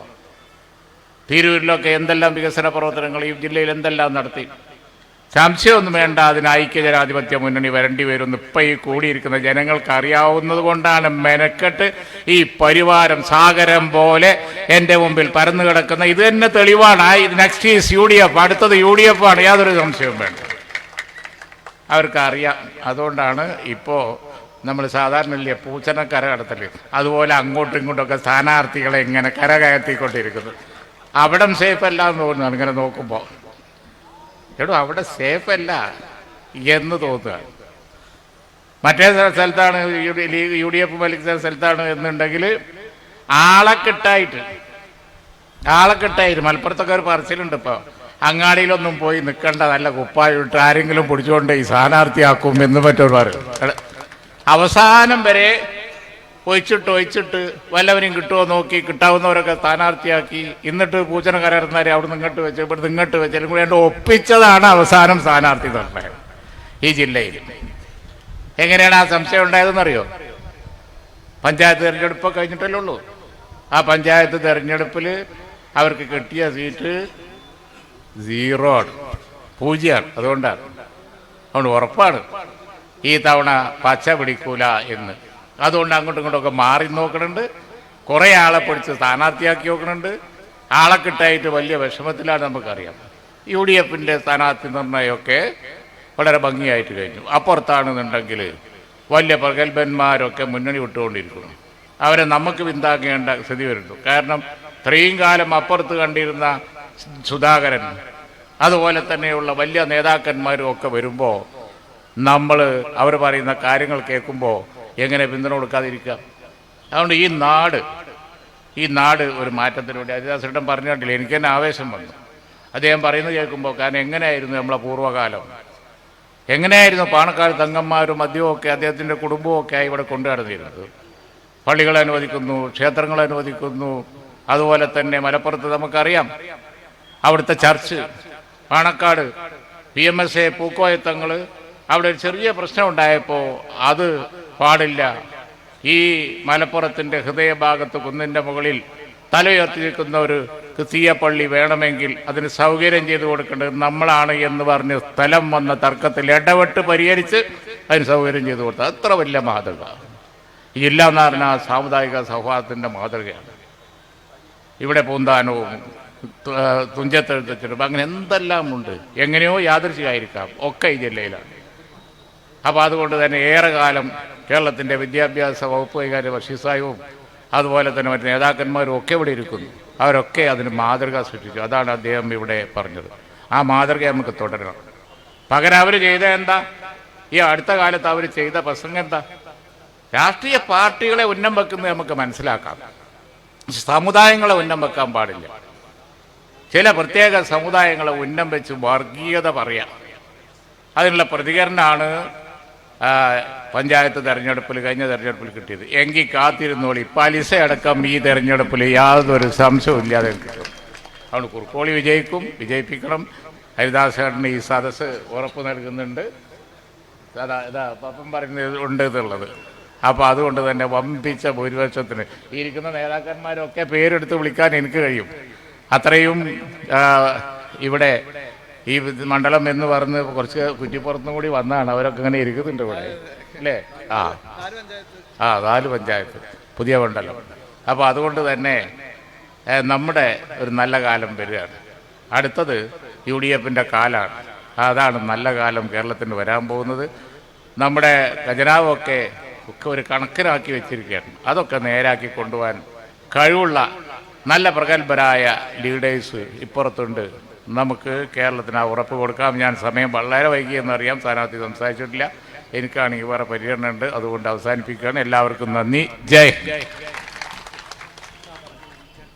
നമ്മുടെ ഈ പരിപാടിയിൽ സംബന്ധിക്കേണ്ടിയിരുന്ന അബ്ദുസമദ് സമദാനി സാഹിബ് തീർത്ഥാലയിൽ നിന്ന് പുറപ്പെട്ട് ഏതാനും സമയങ്ങളിലേക്ക് എത്തിച്ചേരും. പക്ഷെ നമുക്ക് നീട്ടിക്കൊണ്ടുപോകാൻ കഴിയുന്നില്ല. പിന്നെ കുറുക്കോളിയുടെ പ്രസംഗം കഴിഞ്ഞാൽ നമ്മുടെ റോഡ് ഷോ ആരംഭിക്കുകയാണ്. ഇതേ സ്വഭാവത്തിൽ നാളെ ഒരു മെഗാ റോഡ് ഷോ ഒരു 4:30 മണിക്ക് നമ്മുടെ കൽപ്പകഞ്ചേരിയിൽ നിന്ന് വളവന്നൂരിൽ നിന്ന് ആരംഭിച്ച് പുത്തനത്താണിയിൽ സമാപിക്കുന്ന ഒരു വലിയ റോഡ് ഷോ ഉണ്ട്. എല്ലാവരെയും അതിലേക്ക് ആർദ്രമായി സ്വാഗതം ചെയ്യുകയാണ്. ഇനി ഇവിടെ നമ്മളോട് സംസാരിക്കുന്നത് പ്രിയങ്കരായ നമ്മുടെ സ്ഥാനാർത്ഥി കുറുക്കോളി മൊയ്തീൻ സാഹിബ് അവരുകൾ.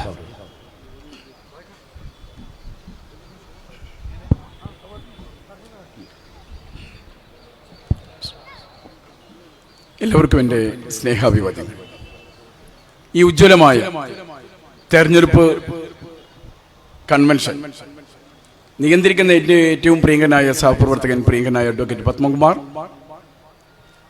ഇവിടെ ഇതിനൊക്കെ നമ്മോട് സംസാരിച്ച ആദരണീയരായ PK കുഞ്ഞാലിക്കുട്ടി സാഹിബ്, ET മുഹമ്മദ് ബഷീർ സാഹിബ്, ഏറ്റവും ബഹുമാന്യനായ C ഹരിദാസേട്ടൻ, വേദിയെ ധന്യമാക്കുന്ന ഏറ്റവും ബഹുമാന്യരായ ഐക്യ ജനാധിപത്യ മുന്നണിയുടെ നേതാക്കന്മാരെ, ഉജ്ജ്വലമായ ഈ സദസ്സിൽ അണിനിരന്നിട്ടുള്ള എൻ്റെ ഏറ്റവും പ്രിയങ്കരായ സഹോദരി സഹോദരങ്ങളെ, കൂട്ടുകാരെ, ഞാൻ ഒരു നീണ്ട സംസാരത്തിന് മുതിരുന്നേയില്ല.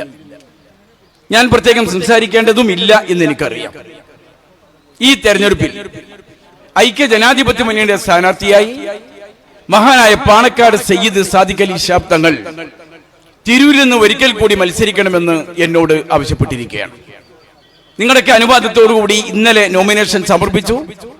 ഇന്ന് സൂക്ഷ്മ പരിശോധനയ്ക്ക് ശേഷം ഞങ്ങളുടെ എല്ലാവരുടെയും ഐക്യ ജനാധിപത്യ മുന്നണിയുടെ മുഴുവൻ സ്ഥാനാർത്ഥികളുടെയും നോമിനേഷനുകൾ ഈ ജില്ലക്കകത്തും പുറത്തും സ്വീകരിച്ചു കഴിഞ്ഞിട്ടുണ്ട് എന്ന കാര്യം കൂടി നിങ്ങൾ അറിയിക്കുകയാണ്. കഴിഞ്ഞ തെരഞ്ഞെടുപ്പിൽ നിങ്ങൾ എന്നെ ബഹുഭൂരിപക്ഷത്തോടുകൂടി വിജയിപ്പിച്ചു. നിങ്ങൾക്ക് വലിയ ആഗ്രഹങ്ങൾ ഉണ്ടായിരുന്നു, വലിയ കാഴ്ചപ്പാടുകൾ ഉണ്ടായിരുന്നു, എനിക്കും വലിയ സ്വപ്നങ്ങൾ ഉണ്ടായിരുന്നു. പക്ഷേ ദൗർഭാഗ്യവശാൽ കേരളത്തിന്റെ ഭരണം ഇടതുപക്ഷത്തിനാണ് ലഭിച്ചത്. 41 അംഗങ്ങൾ മാത്രമാണ് പ്രതിപക്ഷത്തുണ്ടായിരുന്നത്. ആ ഗവൺമെന്റിന്റെ ശൈലി നിങ്ങളൊക്കെ മനസ്സിലാക്കി കഴിഞ്ഞതാണ്. ഒരു വികസനവും എടുത്തു പറയാവുന്നത് നൽകാൻ നമുക്ക് കഴിഞ്ഞിട്ടില്ല.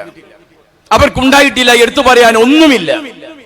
ഞാൻ തിരൂരിലെ തന്നെ ഉമ്മൻചാണ്ടിയുടെ ഭരണവും 10 കൊല്ലത്തെ പിണറായിയുടെ ഭരണവും പരിശോധിക്കാൻ ജനങ്ങളോട് ആവശ്യപ്പെടുകയാണ്. ഞാൻ എണ്ണി പറയാൻ ആഗ്രഹിക്കുന്നില്ല. തന്നതുപോലും പണം അനുവദിച്ച് പ്രായോഗികവൽക്കരിക്കാൻ സമ്മതിച്ചില്ല എന്ന കഥ നിങ്ങൾക്കൊക്കെ അറിയാം. ആവശ്യമെങ്കിൽ പിന്നീട് എണ്ണി പറയാം.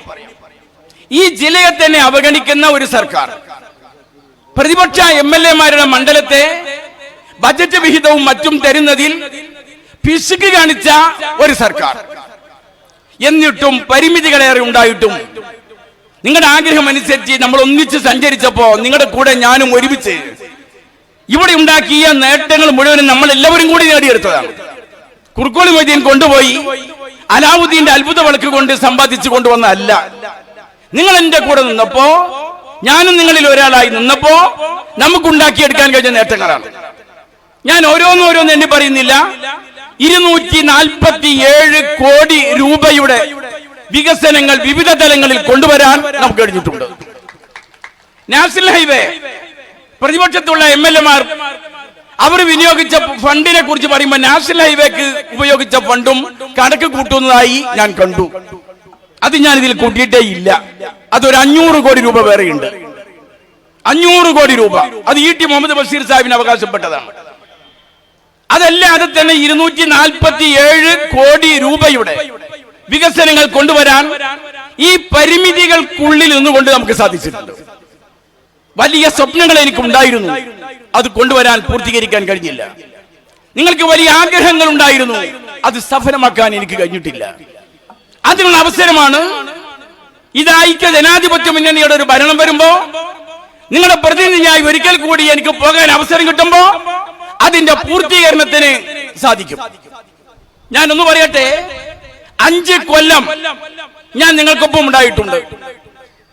നിങ്ങളുമായി കൂടിയാലോചിച്ച് എന്തിന് പ്രതിപക്ഷത്തുള്ള സംഘടനകളെ പോലും, UDF-ലെ മാത്രമല്ല LDF-ലെ സംഘടനകളെ പോലും നമ്മുടെ തുഞ്ചൻ പറമ്പിൽ ഒരുമിപ്പിച്ചിരുത്തി എന്തൊക്കെ വികസനങ്ങൾ കൊണ്ടുവരണം എന്നതിനെ കുറിച്ചുള്ള ആലോചന നടത്തിയ ഒരു പ്രതിനിധി കൂടിയാണ് ഞാൻ. അങ്ങനെ തന്നെ ഇനിയും മുന്നോട്ട് പോകും. എന്റെ കഴിഞ്ഞകാല പ്രവർത്തനങ്ങളിലൂടെ ഈ മണ്ഡലത്തിലെ ഒരാൾക്കും തല താഴ്ത്തേണ്ടി വന്നിട്ടില്ല. ഒരിക്കലും നിങ്ങൾക്ക് ആർക്കും അപമാനിതനാകുന്ന ഒരു സാഹചര്യം ഉണ്ടായിട്ടില്ല. നിങ്ങളുടെ മെമ്പറെ കൊണ്ട് നാണം കെട്ടു എന്ന് പറയേണ്ട ഒരു സാഹചര്യം ഉണ്ടായിട്ടില്ല.